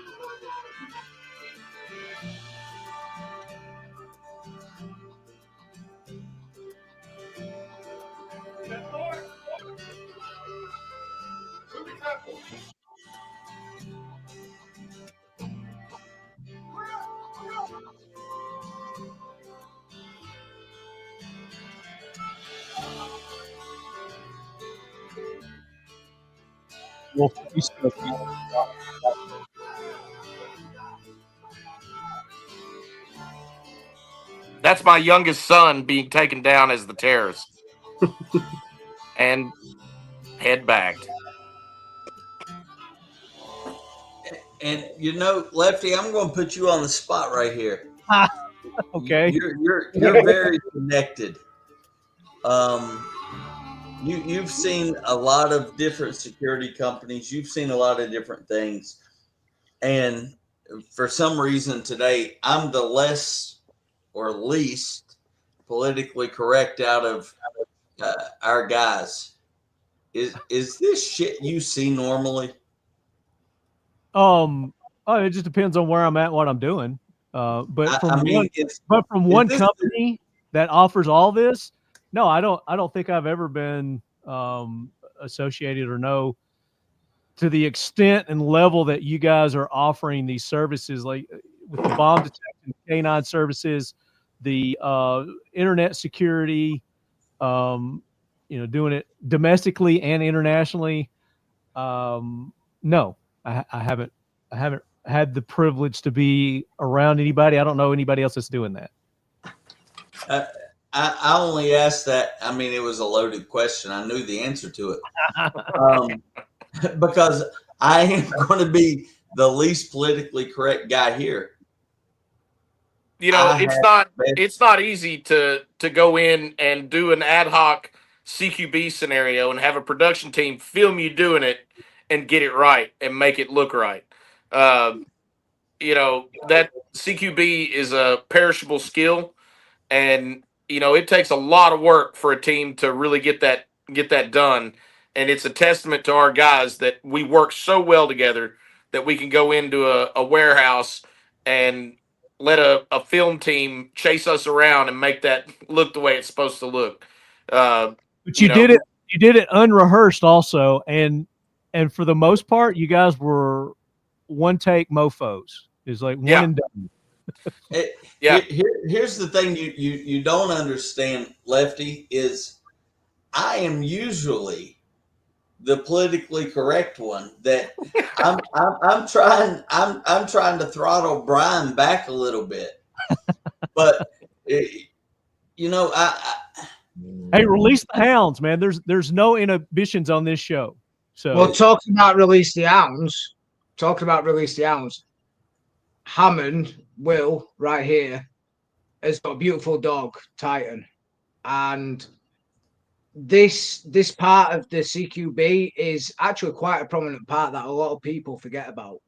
That you can use K9, and I'm sorry, I'm the K9 guy. I love K9s. I love promoting this stuff, and I'm going to just keep on promoting. But for me, these dogs are so special in what we do, especially Titan, especially Ellie. And, in what we're seeing right now, it's a case of this is discipline. What we're seeing through these videos here, what we're talking about earlier on with training and what Bryan mentioned about discipline and being a special sort of individual. What we're seeing here in these videos is a constant view of discipline, of self-discipline. and that is apparent throughout all these images from what we do from CQB to EOD to escort to close protection. Everything includes the ability to be self-disciplined and have that level right there. Now, So, back on you, Lee. when we start with the CQB, and that video right there it's a great MOE. You know, we go through the MOE process, method of entry process. We use crowbar. Sorry, not that scene, but the original scene itself from the beginning. We go with the MOE, and the initial thing through the door is the K9, because that's the tool. Like, you know, we view them as people view them as tools. You know, companies view them as tools, but as partners, are the first ones to go through the door. And yes. But Lee, that door is the first one through the door. Can I piggyback on you first? Absolutely. So a lot of what this video doesn't show is the fact that Titan's part of the team, and so is Ellie. So in between, and you got to see this while you were there, Titan just gets to hang out with everybody. The fact that he got a bite that day was, you know, phenomenal for him. That's better than sex in their world. Well, what did you say to me when we finished? You know, he got to hang with Ellie and got to have a bite. What was it? He got to fight and fuck on the same day? Yeah, I say. and Ellie went into heat the next day. Next day. No, are you serious? So it's amazing how that works. Yeah. So you get to see both sides of it, right? But the ideal here is we can take them and put them in these environments, but on a regular daily basis, we're around hundreds of people, and they know how to act and they know how to behave in different scenarios. So, like for instance, Titan's taught to trigger on people who are showing violence or being combative in some way, and I point him in the right direction, and he knows if somebody's acting that way, he knows how to target that individual in a group of people that are scared or are not reacting in the same way. He knows that is not right. That is out of the ordinary. And that is my target. And he knows he's going to put that person, he's going to go bite them and apprehend them. And he's going to put them in a position to protect everybody else around them. And that is something that we start from day one with our dogs. We focus that into them. And a lot of people say it's a switch. Well, it is in their head, it's a switch. But for us, it's something we have to be cognizant of and focus on in the environment we're in. And so Titan, for instance, in this video, this is something not everybody gets to see all the time. This is a whole other side of Titan.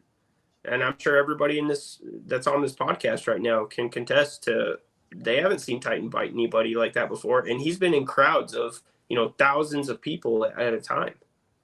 And he's a happy-go-lucky guy. He's there to have fun. He's whatever you need, guys. I'm here for you. He's part of the team. Is what I'm elaborating. And that's the thing. When it comes down to that, we talk about as K9 or as any job. Let's not just K9. Let's put K9 to one side for one second. But any job role, the mentality has to be level-headed. We have to be on this level right here and not be willing to meet this guy up here unless absolutely necessary. Yeah. And again, you know, touching back on base with what I do and what we'll do is the K9s are the same. Dogs are the same. Dogs will not meet anybody if they are here. If they are up here, the dogs will meet them. And they'll meet them with, extreme violence, you know, much more than anybody else can imagine. And the fact is that this whole scenario that we're viewing right now, you know, I'm just purely talking, and Will's purely talking about, you know, Titan and his role, is that he can be in a crowd of 1,000 people, 500 people. You don't even have to put a number on it, but these dogs can operate due to the training, due to the bond, due to the. I mean, otherwise you can't use them. If you can't control them, you can't use them. So it just makes That's sense. right. And listen, I'm the biggest in these type of environments. Yeah. You know, I'm the biggest critique of the dogs. And Lee will tell you this. When the dogs came to the table the first time, I was very reluctant to put a set of attack dogs and a bomb detection dog around my client. You know, I looked at it as a liability right off the bat, and mainly because I had just come back from Iraq working as a guard force supervisor where we had K9s, and I saw K9s do a lot of damage to folks. I know what K9s can do. You know, when either they're on point or when they're used incorrectly. And so, you know, I was very reluctant off the bat, and Lee and furthermore Will now have really shined on that front, and I have the greatest of faith and the greatest of trust in these guys and their dogs. You know, it's phenomenal to have that kind of tool in your back pocket. And my listeners know that I'm a huge K9 lover. I love K9s, and you know, we could do a whole show just on, and I've done a whole show just K9s. But I want to get into some of the talk on our I want to get into some of the other tools that you guys were using during that CQB. Yeah, let's talk on it. Talk about some tools of the trade as we're going through these videos also. So you guys had flashbangs in there. Yeah. Somebody mentioned you had a crowbar. So flashbangs and pyrotechnics for these training events. That's something that I've been using for gosh, you know, since right after 9/11, I was on a contract with my former company, Phoenix Consulting Group, where we were providing hostile environment survival training for the three-letter agencies, the non-government organization, or excuse me, the non-official cover operatives for the OGAs, for the other government agencies. And the ability to have certain types of pyrotechnics that you can use in a training environment really add to the drama and the effect of what a field training exercise is supposed to look like and what the student expects it to look like. You know, you really want to add some excitement to it, but you've got to be able to do it safely. And you know, we have figured out ways to use certain types of devices, things that are legal, civilian legal, things that we can implement safely inside of a building that we may be borrowing. You know, I can't just scorch the carpet on the place when we go in and do it. Right, I can't just blow the door hinges off. As a matter of fact, there's a scene in the CQB video that we deleted because it was just kind of problematic and looked kind of stunted, where we use a blank 12 gauge round on a door, and it just didn't look right. But you know, in real life, we would be using actual breaching rounds for that kind of thing. You know, so you've always got that hanging over your head when you're filming that kind of stuff. You've got to make it look right, despite what the gear may actually be. Sure. And I want people to keep in mind that the videos that they are watching now, these are promotional videos. This is to promote, to give people an idea for their potential future clients, you know, the services that they offer. Now, you can go through here and you can critique and pick them apart all you want. But I mean, that's the reality of it. This isn't, you know, real world, you know, actual scenes that it's a promotional. They're promotional. Yeah, this is a sizzle reel. We had some cool guns on that project. We had our new. We bought a series of Heckler & Koch SP5Ks pistols for the company, and these are our basically our submachine gun platform. These are 9mm binary triggers. These are real HK guns, and they have the binary setup on them. And we use these both in an executive protection role and in a any kind of tactical role we may have as a security company. This is a 9mm, so this is something, a 9mm pistol. So this is something that can go on our guard card as an armed guard in the state of Tennessee, as a pistol caliber carbine, as a pistol, a 9mm pistol. So Because this is pistol braces are legal again. Pistol braces are legal again, and this is an A3 tactical brace. This is a brace, not a stock folding, and it works really good in a under the jacket kind of platform. Using it in a VIP protection role, it's a really good platform, and I can't say enough about the A3 tactical brace. It is phenomenal. Go check them out; they're really cool. I want to back up a minute because you said you got the binary trigger in there. Yeah.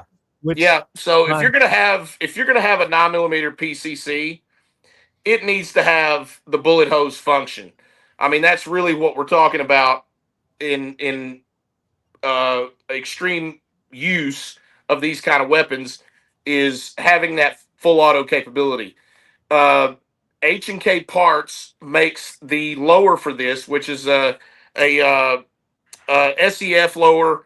It's the original German style lower. This is an actual AK lower, but it's got the Franklin Armory binary bits pre-installed in it. So when you get it, it comes straight from H&K Parts with all the trigger installed in the lower, and it works really well. I mean, this thing is so damn fast. It runs like a scalded dog.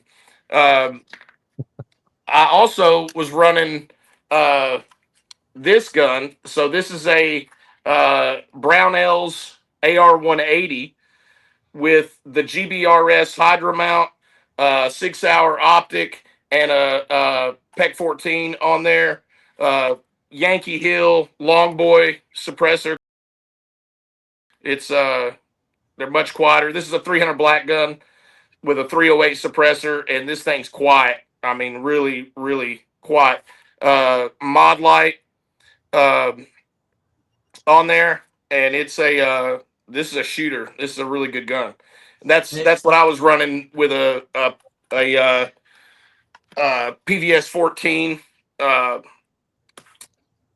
monocular.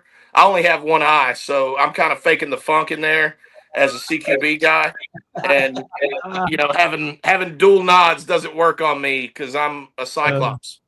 Here's the part that Lefty, I don't even know if they've touched on, but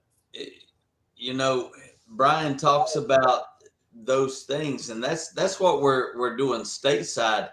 But I mean, hell, we have access to MiG-21s. Yeah. I mean, if you need it, we can provide it. Oh yeah, we can get you a grad rocket system if you need it. I'm going to need an end user certificate and a big check, but yeah, I can call one of our guys and make that happen. Yeah, we have the ability to nail any of that stuff down and do. We started that whole process on the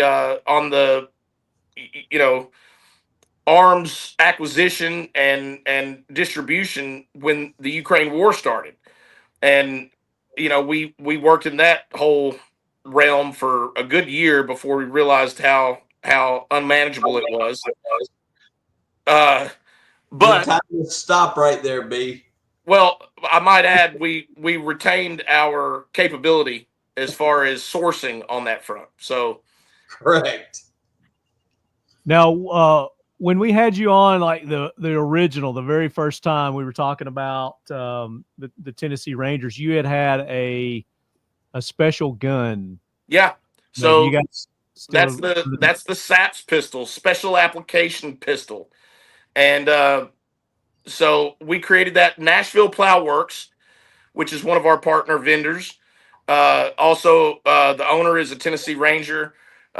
Nashville Plow Works is a FFL. They provide everything from gear and equipment to fully built firearms, serialized products like suppressors, mounts, all kinds of stuff. And they built that pistol, both of those pistols for us. And it's a 43X with everything you can imagine doing to a pistol. It's got it done to it. I could go on and on and on with it, Is but this it's what you guys are carrying when you're concealing low profile type stuff? I carry a 43X when it's summertime and I have to really conceal. But frankly, I don't like carrying a 43X. I like running a Model 19.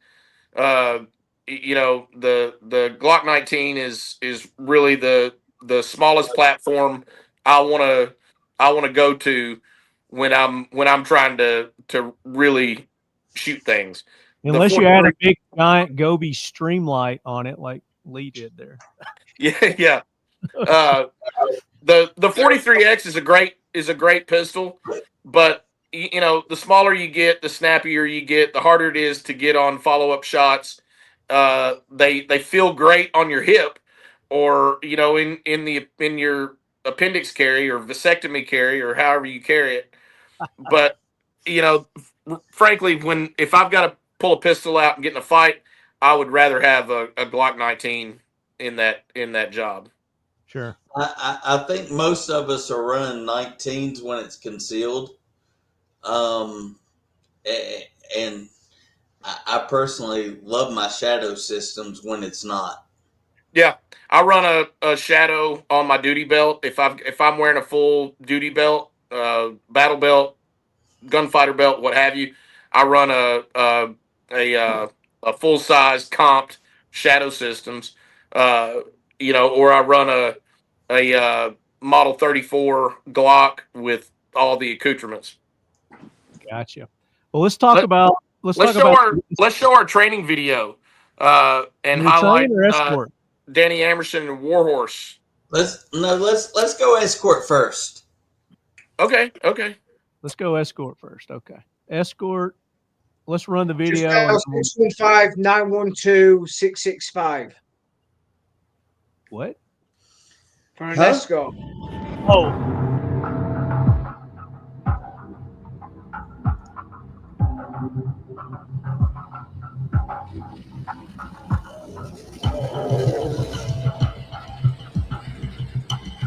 So that's a drone shot. Which we also do. Yeah, we also do drones. Yeah, we haven't even done that. Thermal drones, etc.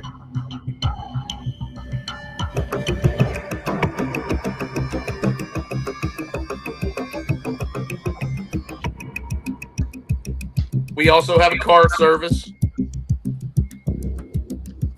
Uber. SAPS Goon. Is there an app for that? Well, there will be. We're actually working on the app right now. It's called the Goon app. Goon? Yeah, Goon. Goon. That's a proprietary acronym, soon to be released. But sounds like something Lee came up with. Say again? Sounds like something Lee came up with. It does. Yeah, it does. I mean, no, Lee's not that smart. It does. It kind of sounds. It sounds Yorkshire. British. Sounds a little bit Yorkshire. This is basically a rundown, a quick glimpse of what an executive protection detail looks like, and that can be for a high net worth individual, an entertainer. It could be for somebody that needs to go to court. In the last few years, I've done quite a few witness protection jobs where we've gone in and provided security for folks that are not high net worth individuals, but rather just somebody that has found themselves in a bad situation or saw something that they would rather have not have seen, and we have to escort them to court. And that can be a very volatile and weird situation. It can be a potentially violent situation. So the escort thing is a big part of what we do. Are you doing any prisoner transfers or any like high? No, as a matter of fact, I used to do a lot of that kind of work back in the day.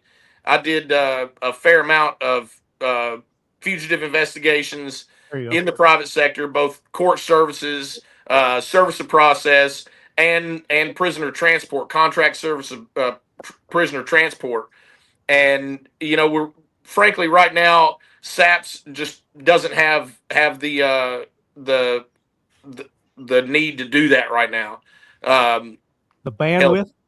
It's No, not bandwidth. Bandwidth. It's more we just have the want and need. bandwidth. Dealing with prisoners sucks, and messing That's around what I mean. Yeah. messing around prisons sucks. Lee worked in the prison system for many years, and there's a reason he's here in Nashville, not working in the prison system. It sucks. It sucks. It sucks that soul out of you, and it makes you a dark individual. That's why I'm such a cunt sometimes, but it's what it Is that why? For fugitive. But with your sometimes it might be escort, about the aluminium box shots. I don't think anybody understood what you said anyway. So, with your escort service, the vehicles that do you have armored vehicles that you Yes. guys can supply to? Yep. As a matter of fact, we have just partnered with a new investor on acquisition of a whole slew of armored vehicles. If anybody from Jelly Roll to Jelly Roll. Sierra Carpenter needs a armored vehicle in Nashville, we can get it for them. If they want to take it to Haiti or anywhere in Africa, we can do that too. So I can't imagine anybody want to take a shot at Jelly Roll. He's a national treasure. Come on. Hey man, Jelly Roll's from Antioch. He's from my hometown. Everybody wants to take a shot at you when you're from Antioch. Enough, B. So Too far. Marty, I think on the first podcast I was on with you, I mentioned that I wanted a tank, and we actually have a tank now. We have a 6-wheel Alvis Saracen armored personnel carrier. It has a Rolls-Royce engine in it. It carries about 14 personnel in it. Has a gun turret.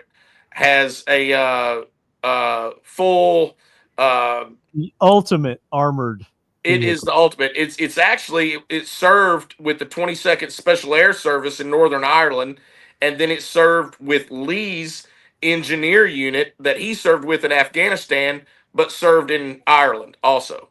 No shit.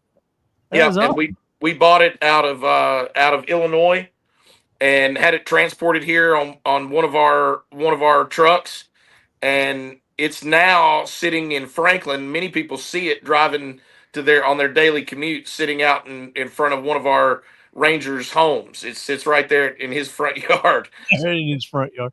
He's got a lawn. If you want to go downtown for your bridal party in a tank, I'll fire it up and we'll take you. Are they still allowing those truck thingies that they were having issues over? Man, they have all kinds of stuff still downtown. They are. Pedal carts, tractors, one with a jacuzzi in the back. Falling off the back of them drunk. Yep. No, However, not in Nashville. we're the only ones that can provide you a fucking tank. There you go. The ultimate experience. Definitely. We're actually. You'll enjoy the interior of the Yukon, armored Yukon, a lot more than the interior of the tank. Having said that, I might add, we're actually working with Bryan Motorsports out in Hendersonville to customize the tank and make it very plush and cush inside. So that's one of our. I know a company. They're in Poland, but they specialize in refurbing and tricking out. Well, ours is nice. It's just it's in soldier format.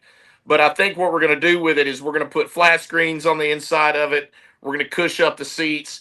We're going to add some multimedia inside, some lighting and that kind of thing. It's going to be a party, Marty. Well, we got to do a video when you get that ready. Exactly. That's what I was thinking. It's also going to be made so it's not for a 2'5" Englishman. You know what I mean? Something bigger. We're also going to put a new pilot seat in it, so somebody that's that's not a hobbit can actually drive this thing. So for our listeners, I forgot to do this earlier, but SAPS has an Instagram page too. You guys can go to their Instagram page, and they've got some pictures and videos and things posted up there. Is the tank on there?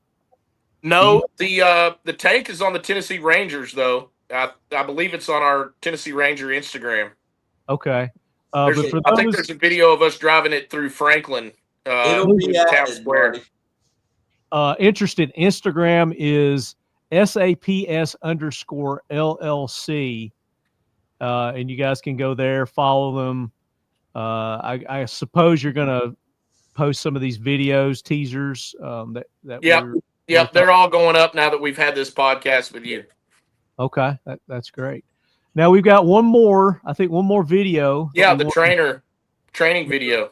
Because you guys do offer, that's one of your big things you offer is the training services. So this video is actually a video of Lee and I adding these H&K SP5Ks or MP5Ks to our guard cards. That's what you're seeing here is us adding these new guns to our cards. All right, let's roll that bean footage. Turn the volume up here.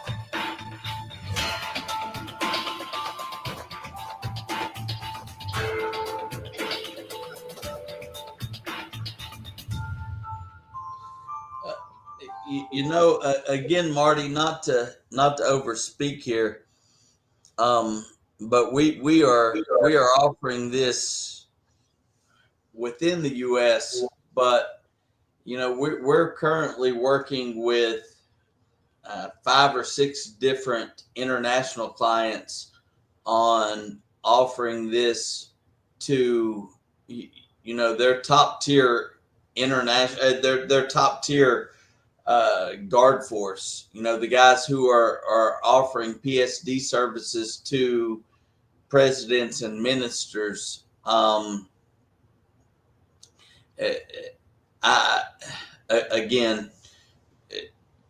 will say I am certain that we are doing things that other people are not. Well, let me ask you this. So as far as in the United States, the training, the level of training that you are offering, who can take your courses? Who are you offering them to? In anything from a soccer mom to the highest level guys out there, government entities or private citizens, either one. Okay. So elaborate a little bit more on that as far as the different. So in the state of Tennessee, there is a license that you have to have in order to be in the protection services industry. Talk about that license. And I think you guys, Bryan, we talked about this. You offer courses for that. Yeah. So anybody that hires on with us does their training internally with us, and that includes their armed guard training. We don't outsource our armed guard training, at least in that we utilize Warhorse Ballistics, which is staffed by Tennessee Rangers and SAPS personnel, and they are a wonderful partner for us. But they train everybody. They train everybody, like you said, from soccer moms to jilted housewives. Anybody can get in there and get behind the pistol at Warhorse. The training that we can provide. One of the things that I think a lot of folks need to understand about what we do is we provide a much more theatric and dramatic training experience than you're going to get anywhere else. I grew up in my career, in my former life, providing training to three-letter agencies that needed very cutting-edge training programs right after 9/11. So they were trying to fulfill contracts that were based on primarily the intelligence community, but everything has to have a very realistic feel. And we have a really good grasp of how to make things feel realistic. We have a hostile environment survival program where we put people through an experience of what it's like to be in a foreign country, what it's like to be captured by hostile forces, what it's like to be interrogated. That's a big part of what we do. We do that, regularly with the Tennessee Rangers. We have our NDOC program that every Tennessee Ranger goes through, and we have perfected the craft of the field training exercise. It's really sharp, really fun, really intriguing as a student, and it really delivers an experience that nobody's really expecting. With everything from, like I said, from the pyrotechnics to the experience of being captured. We have the designated marksman course where we teach anybody that wants to come and learn how to work behind a scoped rifle. It's actually one of the courses that gets a lot of traffic with us. Guys really like to do that program. They want to get their scoped rifle out, their AR-15, their AR-10, what have you, and learn how to shoot it at distance and learn how to do it in a fighting paradigm, not just a competition or target shooting paradigm, but from a fighting paradigm. We have a fighting pistol program. We have a strategic analysis program where we teach people actually how to do community intelligence gathering, how to gather intelligence on their own neighborhood, on their own city, on their own community, where they live, so they can build a threat response for their family. And we can tailor that, and we do tailor it primarily for government services, corporate entities that need the ability to really look at some data, some open source stuff, and make decisions from that. That's an important thing that you guys are teaching there, especially if you're offering it to the public, the general public, is to know who your neighbors are. You know, you need to know who you're living around and what the environment is like in your subdivision, not just your sub, but your town. Another thing we teach is church security. So we go into churches, schools for that matter, private schools, public schools, what have you, and we will build you a security protocol in grand form, and we've got a wonderful team on that front. Very good. Let's do this. I want to get into our listener questions. I don't want to skip those. So as I'm getting into this, we maybe pick up on maybe some of the stuff that we want to continue talking about or haven't talked about yet. So let me switch the screen here. And I made a post like I do prior to most episodes asking for listener participation. And that's how you win on this show, is you got to participate. So if you're not participating, then you miss out on all the cool stuff that we give away on this show. And that's today, an ugly son of a bitch, that. I'm going to play that. I'm going to let that roll. So first question is Nikolai Aplanap. Why does the bad guy always have to be wearing the Adidas tracksuit? Makes me think I'm the bad guy. So apparently he's got a wardrobe full of tracksuits there. Well, his name is Nikolai. Well, among other things. I'm sure. He's a long time because listener. It's cool. Because it's cool is the answer. Yeah, because they look cool. Mustang Perry, what do you guys do when it requires a more discreet approach, but you still need to make sure you have enough protection firepower? Do you carry extra gear in a bag vehicle? And how do you access it if the need arises? Yeah. So clandestine coverage, everything from tennis racket cases, guitar cases, purses, briefcases, under the jacket, yeah, we can put a lot of lead down range with one of our EP details, just by virtue of what we've got in the truck, what we've got in our back pocket, or what we've got under the coat. Yeah, and And- also it's about staging as well. We aren't giving too much away. We stage stuff. You know, How much that's time do you guys? How much time do you like to have? I guess maybe before, like you're escorting a celebrity or whatever high value client. How much time does it take to scout it out beforehand? I guess is what I'm trying to ask. Yeah, it really just depends on the project. It depends on the venue. It depends on how much time we've got. A lot of times the schedule doesn't allow you to have 2 weeks in advance, but we'd sure like to have that.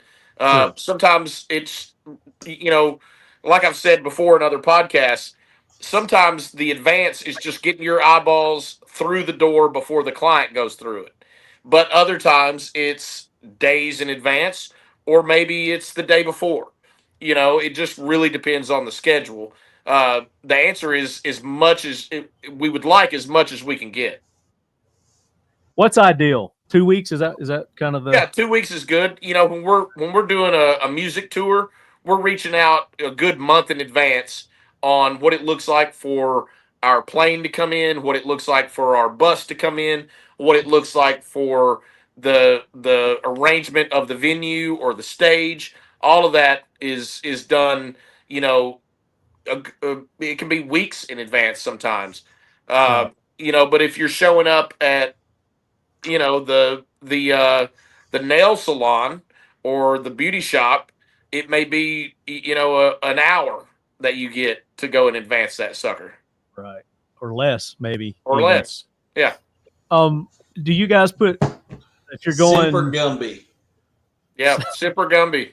Do you send Always somebody flexible. at a time to physically scope out terrain situations before these events, or are you Google mapping the majority of this stuff, or how are you?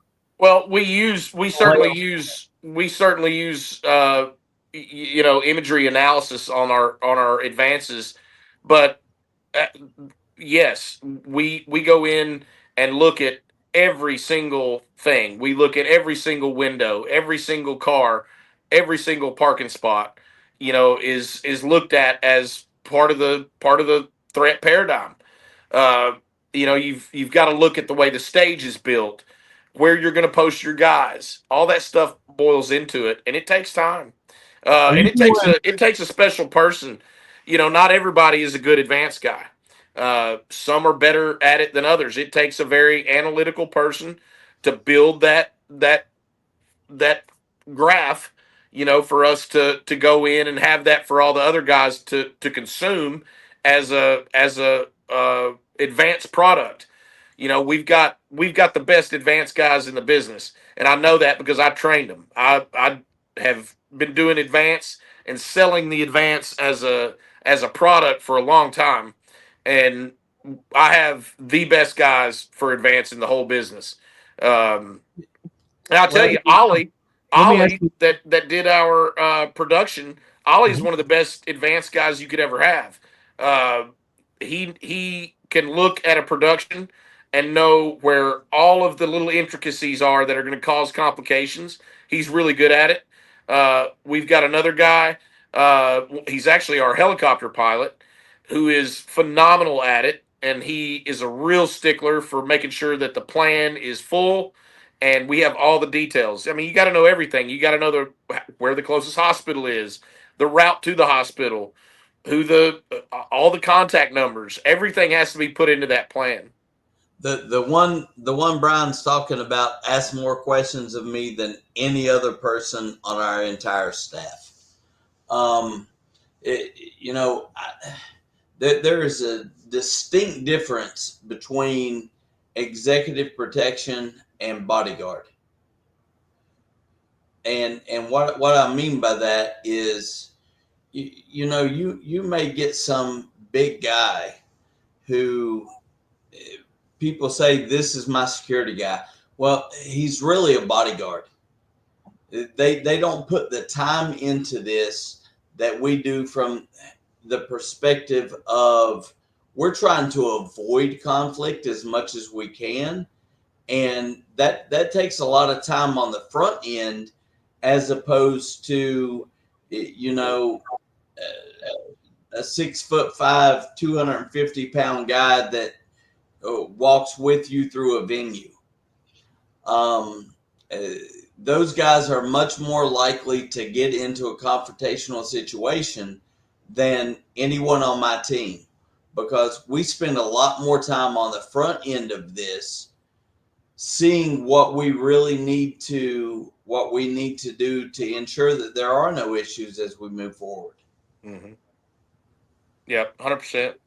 Next question. Let's move on to Jerry Black here. He says, there are many crossover tasks between protecting your family and protecting a VIP. What is the most significant difference between the two? Yeah, forward observation. So, like I said, putting your eyes through the door before your wife goes through the door. I'm a big stickler on. I'm a gentleman, and I will hold the door open for my wife. But I certainly like to make sure I have eyeball on target inside that room before she walks in it. Cyclops. We listen. This is actually one of those things, Lefty, that when we're out together, that we have. I don't want to say arguments, but confrontations about who is sitting where.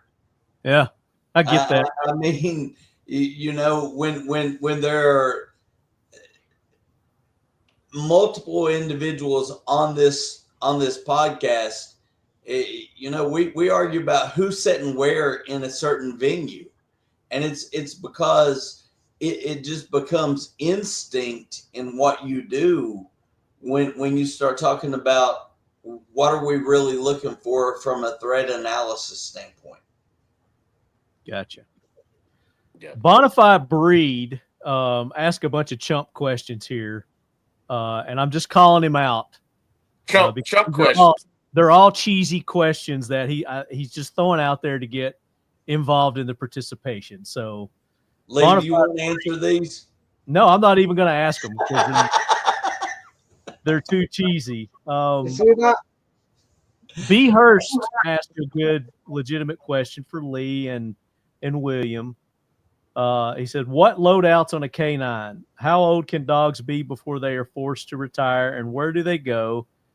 Can new caregivers give commands? I love the dog.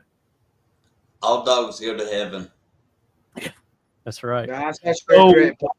Golden makes good point. All good dogs go to heaven. Bottom line of it is all good dogs go to heaven. Well, here's the thing, the loadout on a dog. What we're talking about, loading on a dog. We're not talking like Teenage Mutant Ninja Turtles with swords on the backs and stuff like that. Dogs should be carrying, in a working environment, should be carrying as little as possible. And that's one, for the welfare of them, and two, it reduces any impact on that environment. But when we talk about loadouts, if we're going to talk about protecting dogs, because that's quite an open question, the dogs could be in level 3 armor. They could be in, and you can get that. You can get level 3 soft armor for the dogs. Level 3A, whatever anybody wants to say here in the States. I get it, it's different. But that stuff is the priority. You don't want to load your dog out. You don't want to put They're not pack mules. Yeah, they're not pack mules. Yeah, they're not pack mules. They're your partner, and you want to protect them because they're protecting you. And here's something probably what he's doing. I'm going to help his question a little bit, but like you're talking about the Kevlar, are you putting cameras on them? Are there other maybe technological devices maybe that you're putting on them to help you and to help them with whatever task that they're No, being used for. no. I mean, that can come with any kind of mission. It just depends on what the setting is, what the environment is. It's like us. Our loadout changes based on what we're doing. So 9 times out of 10, no.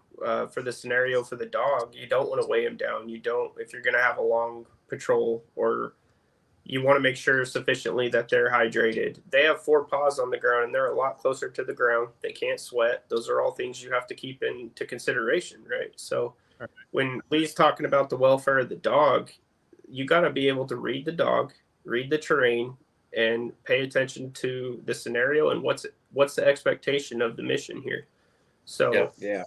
All that. I might add the vehicle is a big part of the loadout for a K9. So Lee and Will both have extensively built out vehicles that are designed to accommodate their K9. Good point. They have both a cage in the passenger compartment for the K9 to sit in. It's a cool area. The dog is comfortable. The dog has a special cover that keeps them from tearing up the back seat if they're in the back seat, or they're in the back of the K9 pen in the truck. So we have different ways of transporting that dog, but the dog is always in a cool environment. The dog is never overheated. We have the ability to run those vehicles remotely and keep the air conditioner going on those dogs. I've seen some really bad situations, most specifically with law enforcement agencies, where dogs have died in overheating in cars and even in fires in cars. That kind of thing happens where you have a short circuit in a radio and it causes a fire on the dash, and the whole car catches on fire within a couple of seconds, and the dog dies from smoke asphyxiation. You have to be very careful about how you configure a vehicle for a K9. The big thing is having a collapsible dog bowl that the dog always has the ability to drink. You have to also, always carrying water, always carrying food. A professional handler is always going to have poop bags. When you're never going to leave a big Dairy Queen chocolate whippy on the floor or in the grass of your client. So a professional dog handler is going to have those in his back pocket. Yeah, and as much as we want to think it, as these dogs are, they're animals. The bottom line of it is they're living, breathing animals, and they will take a poo, they will take a pee in wherever environment they want to take it. If it smells right, that's good for them. They will not go to the lavatory, to the restroom, and do the business and then wash their hands afterwards. They're not going to do that. So we've got to clean up after them. Yeah. So, apologies for misunderstanding that to some degree. Because when you say what's your dog's loadout, my dog's loadout is her harness and that's it. But what's a canine handler's loadout? That's pretty extensive. It's pretty much exactly what's been mentioned. And like the weapon selection for a K9 handler, something like this that's a little bit more compact, that's a little more capable of being slung conveniently and away from the dog. You've got a lot to deal with when you're running a K9. You've got a lead, running a long-barreled rifle or a suppressed gun that's got a lot of length to it can be problematic, can get tangled up. You need something that's more compact. Everything is going to need to be a little bit more tailored to the K9 handler. Everything from weapons to body armor, even to the footwear you run. Just like Lee's helmet in the video, in the EOD video, his helmet's configured a little bit differently than mine. He's got some specific eye coverage things like that he needs specific to his tasking. He's got not only his blowout kit, his IFAC on his rig, but he's got another kit just for the medical care of his dog. So Talk about there's the plates that you guys operate with, and the different environments, and the soft plates versus when you would go to the hard plates. So typically in a venue environment where we're working as an armed guard, our guys tend to wear threat level 3A full body armor that's soft armor. If we're in a high threat environment where we know we're going to get in a fight, and we're going there to get in a fight, or our client is going there to get in a fight, we're going to be wearing plates, and we may be wearing plates and soft armor. When you're in a venue working as the armed guard, a soft armor situation is probably the better format. We also have we have a lot of guys that work in the undercover armed interdiction officer kind of role. So they're working typically in holiday scenarios. We're talking about Christmas. We're talking about New Year's Eve events, large music events or entertainment events, and they're working undercover, and their job is there for them to interdict an attack or an active shooter or a bomber before it happens. So those guys are going to be wearing covert armor, low vis armor, and that may be plates and that may be soft armor. I tell you, a lot of the plates are getting a lot lighter these days. Yeah. And more direct. Is there a certain brand or company that you guys prefer? We've used a lot of Premier body armor, and we use Premier's really good. I met those guys at the Executive Protection Convention this year, and we were already using their stuff, and they were really nice to us, and we really appreciated their outreach. And we've used, I think most of our armed personnel at most venues are wearing like safe life defense type armor. But if you're working an armed gig with us in uniform as a SAPS agent, you're wearing armor. I personally have 4 different loadouts that I use, Marty, and that's everywhere from, as Bryan touched on, that covert to level 4 plates, depending on what the situation is. And I think everyone on this call is in that same, same agreement that we're somewhere between covert and oh shit. Sure. And you've also got when we travel overseas, Andy and I, and for that matter, Golden, Andy and I have traveled and worked a lot in Africa together, and we were running soft armor because we can't carry soft armor, or we can't carry plates out of the country without ITAR approval. But we can now. Well, we can now because we have ITAR approval, but to just go out of the country and travel with your client to somewhere and you want to carry your body armor, plates are a no-go for the most part due to ITAR regulations. Same with helmets. That goes with all that stuff. And everything else, right? Your ammo that you use, I'm sure that they're highly restricted on. Night vision. We now have approval, though, Marty, that we are able to personally carry those items that a lot of people aren't able to. Gotcha. Overseas, so that's a State Department qualification. You have to apply for that. It's some hoops you have to jump through, but that's one of the things that's the kind of thing that we do to be prepared. Is we set ourselves up with that kind of thing, that kind of liability. Yeah. And just for the sake of the show, Liability protects me. You know, we talked about this a little bit before the show actually started, but you know, there's a lot of there's a lot of basis to how all of this started from overseas contracts.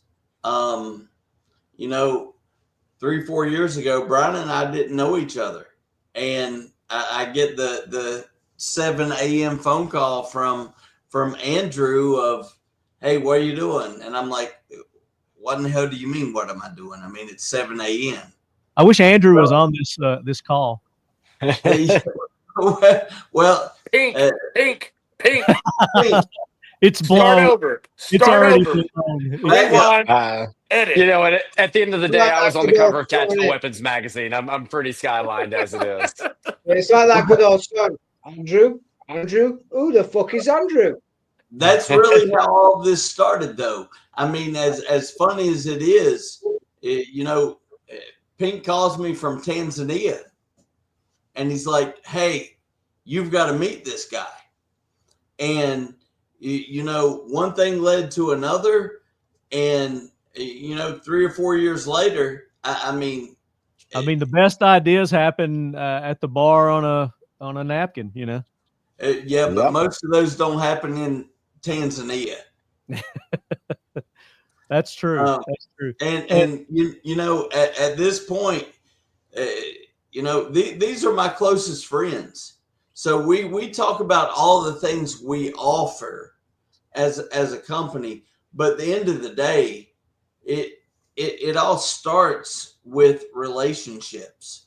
And you know, the relationships that we have amongst each other are the same relationships that we try to take out to our clients, in that they know at the end of the day they're taken care of.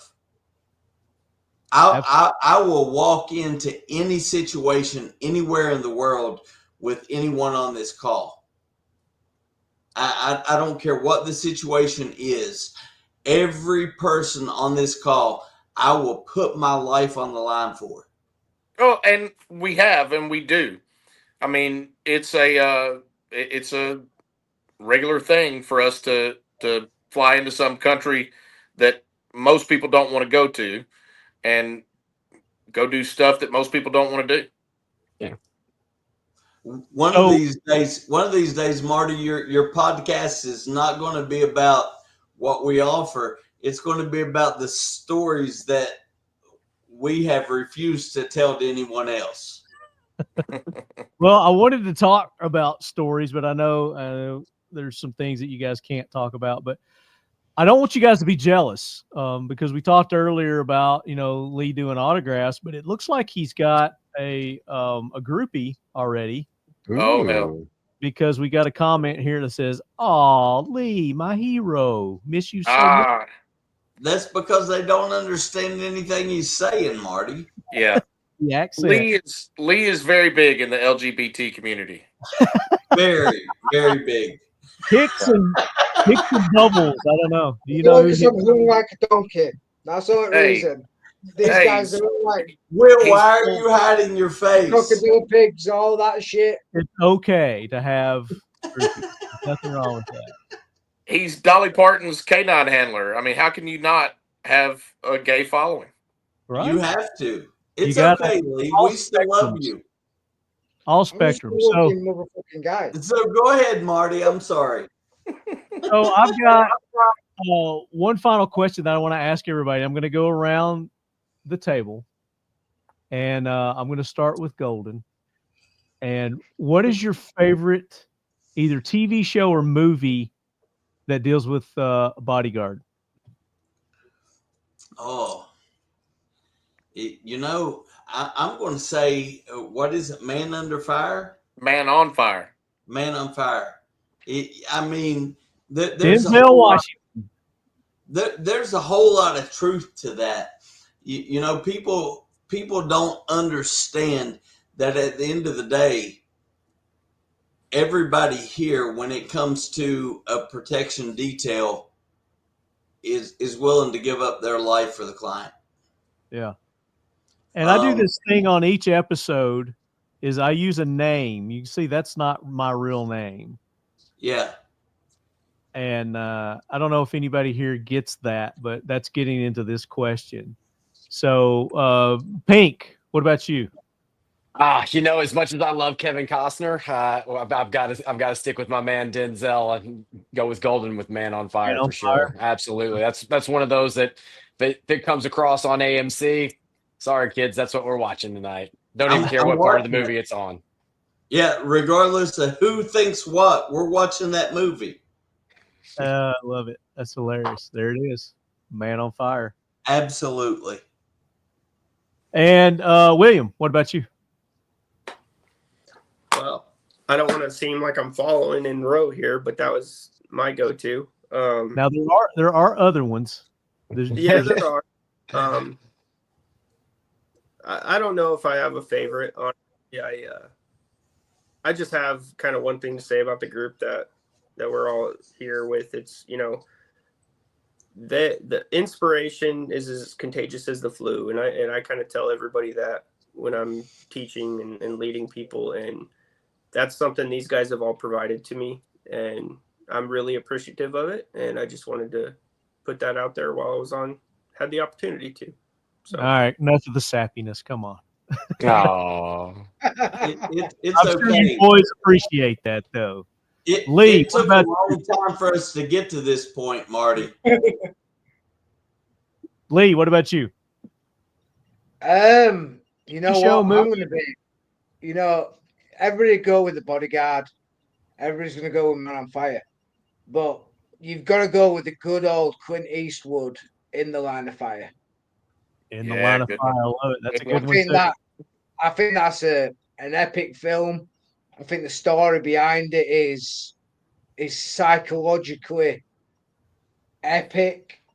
It's something to be reckoned with, and just to add what Will was saying, I know I get what Will's saying. I'm going to be a snapping motherfucker because I don't care right now, but inspiration's everything.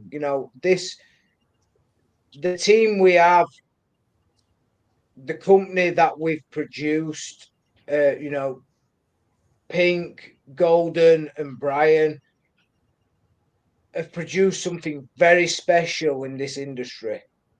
And I would not have moved my whole life here if I didn't think that was something worth having.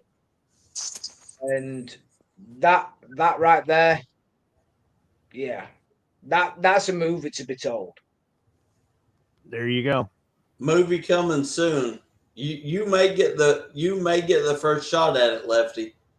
I mean, you guys have the producer and director and stuntman all rolled in one. So the stories we could tell. So mine, and the name that I have here is related to the Hitman's Bodyguard, Michael Bryce, but I love it in the sequel, the Hitman's Bodyguard's wife, or the Hitman's wife's bodyguard. That was a good one. That was a good one.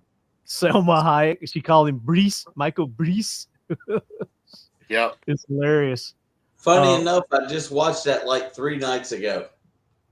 Yeah, it's a great movie. I love it. But here's the ultimate bodyguard right here. Yeah, how did I not think of that one? Ah, the Terminator. On the line. You missed me. You missed me on my choice. Oh, I'm sorry, Bryan. What is yours? Proof of Life.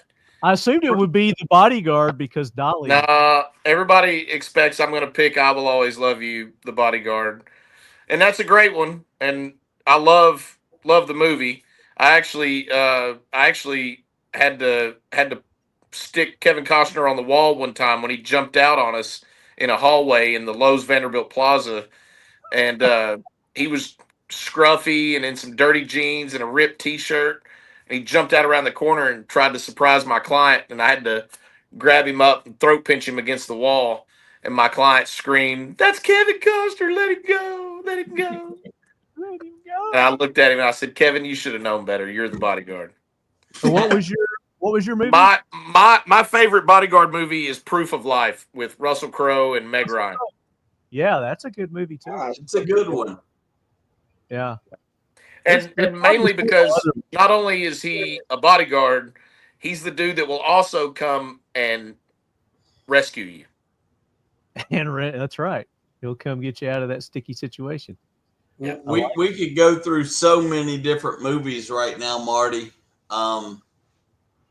But the reality is we all live by the same principle. And that principle is, as hard as it is to swallow for a lot of people, is client comes first. And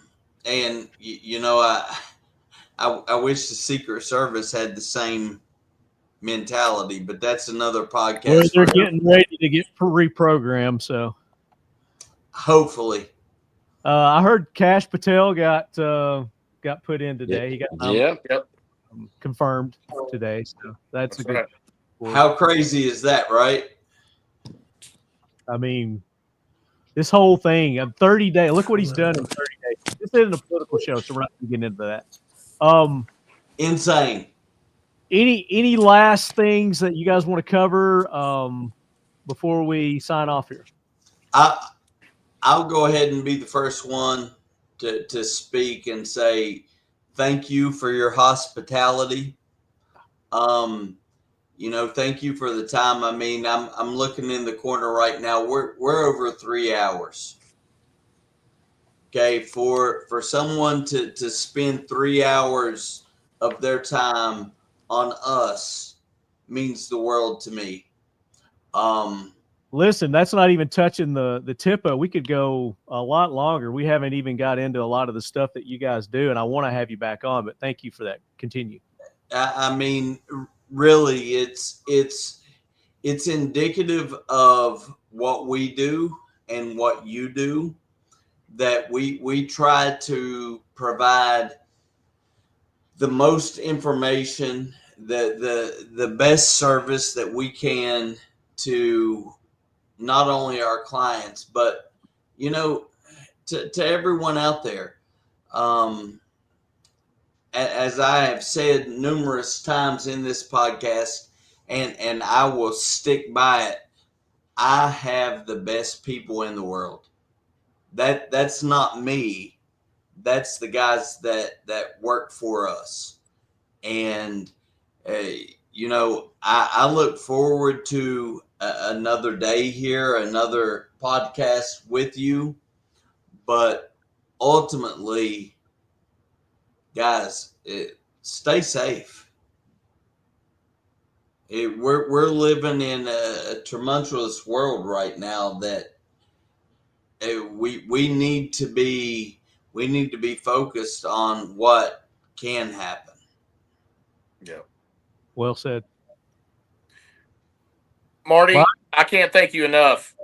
We since I ran into you and we created our friendship, it's been a wonderful ride, and you've been a big supporter to us, to the Tennessee Ranger Squadron, to Squadron Augmented Protection Services, to Fence Bridge. You have really been a great fan and a great friend to us, and I appreciate it. Well, we got to thank Art for that. So Art at Royal Range, we That's right. appreciate the introduction. Yeah, he's a great. Art's awesome. Royal Range is awesome. We love them.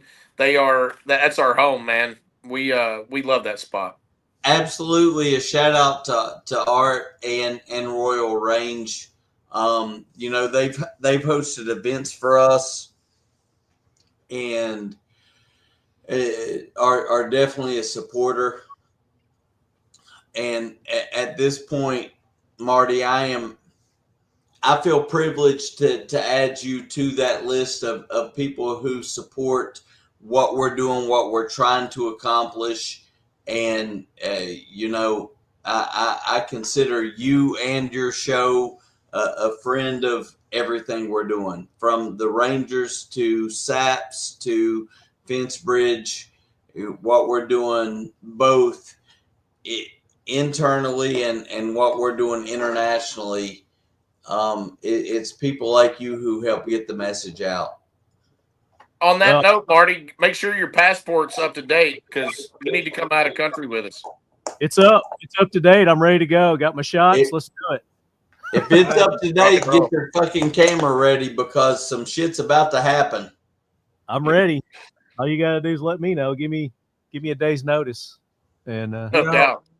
From my perspective, I'm hugely grateful for this opportunity, for every opportunity that's been given to me. I would not be talking to you, Marty, if it wasn't for Bryan. It was Bryan which put you in touch with me, gave me that opportunity, gave me that position to shine. Now I want to kind of pass that shine to Will a little bit, but before I do, the whole deal about this is we just want security to be the forefront of everything, as in any client's need to be safe should be security, and it should be non-questionable, not a have I got the right people, have I got this, have I got that. There should just be the fact of, no, these are the guys, this is what I'm getting, this is the service delivered, and that is what I want to accomplish with this company. This is one of the things that I want to accomplish, amongst much more. But like I say, I'm not gonna dive too much more into it. I'll let Will have a shot at it. I'm just excited I was invited today. I'm excited that I'm able to be part of what we're doing here and trying to set a new standard in this industry. And I'm grateful. There's a lot of good guys in this group and some of the best men I've ever met. And I'm excited to see where we go, see what happens. So, right on. Hey, but before we get to Andrew, because he's the last one. He's going to be the last one. He's the Marine sniper. Pink. Why would he be the last one? It's blown. Pink. But before we get to Pink, I'm going to throw it out there. I think everyone who has listened to this show knows that we do all of Dolly security, but we are far beyond that. I mean, we have a couple of different Memphis rappers as well. We certainly spread the spectrum within our continental U.S. clients. Not to mention that, Bryan and Andrew have spent a lot of time with foreign dignitaries in Africa. I jokingly say we've operated on 6 of the 7 different continents. I have no desire to go to Antarctica, but outside of that, we'll go anywhere. And I am certain that I can provide the best people wherever you're at. That's a great setup for Pink.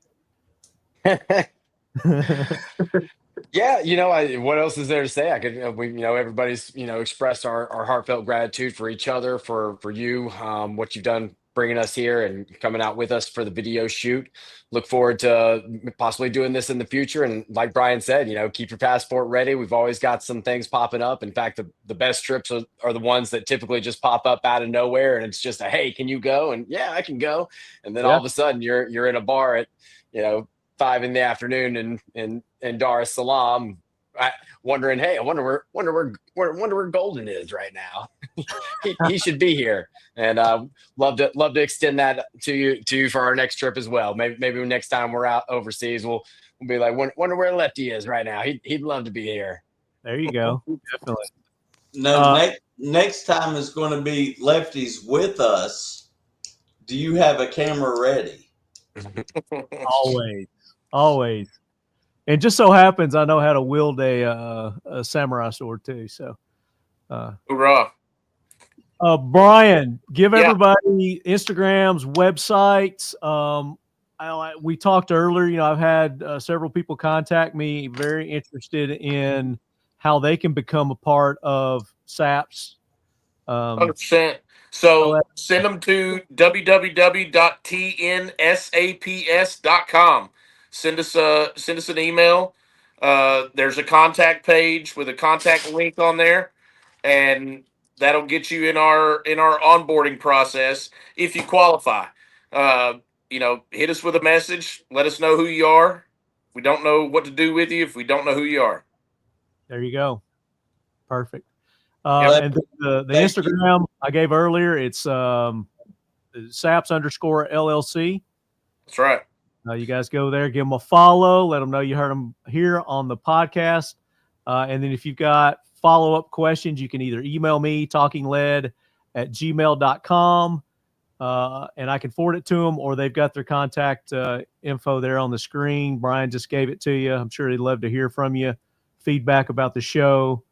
And if you want to sign up for a training course, you go to their website. Do you have your schedule on your website?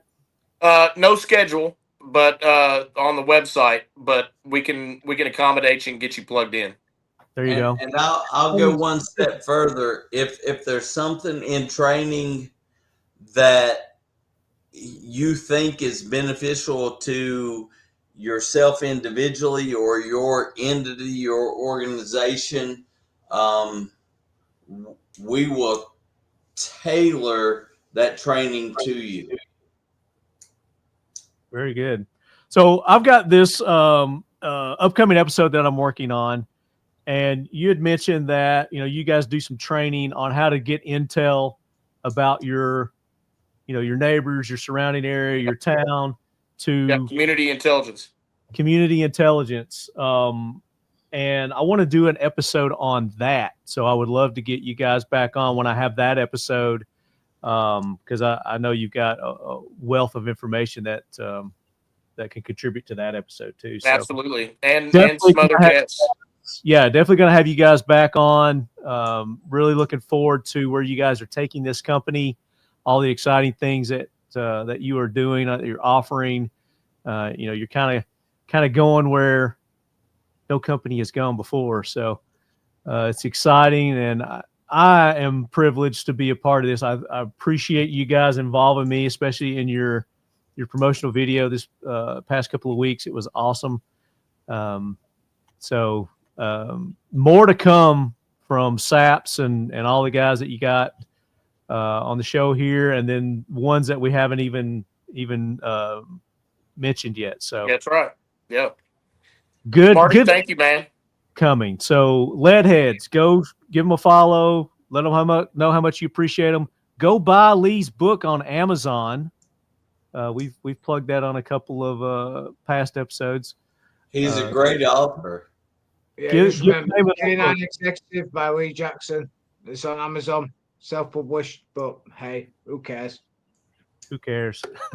And we're bringing you more Leadheads. So until the next episode, as always, keep your loved ones close.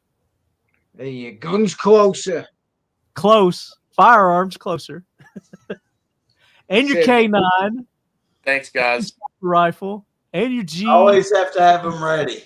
And your MP5. I didn't ask you what sniper rifle you prefer, Pink. What? Yeah, so I'm pretty stuck on the Seiko TRG 42 and 338 Lapua mag. As far as being able to do everything, and I'm sure a lot of people have heard before. The first rule of special operations is look cool, and I've always found that gun to be just impeccably sexy. My wife is super jealous of it. But yeah, that's pretty much what I run with since I got out. Obviously they wouldn't let me take my rifle with me. Despite all the other stuff that they told me I couldn't take with me, that I absolutely did. Pete, don't talk about your wife. She said she gave me our thing.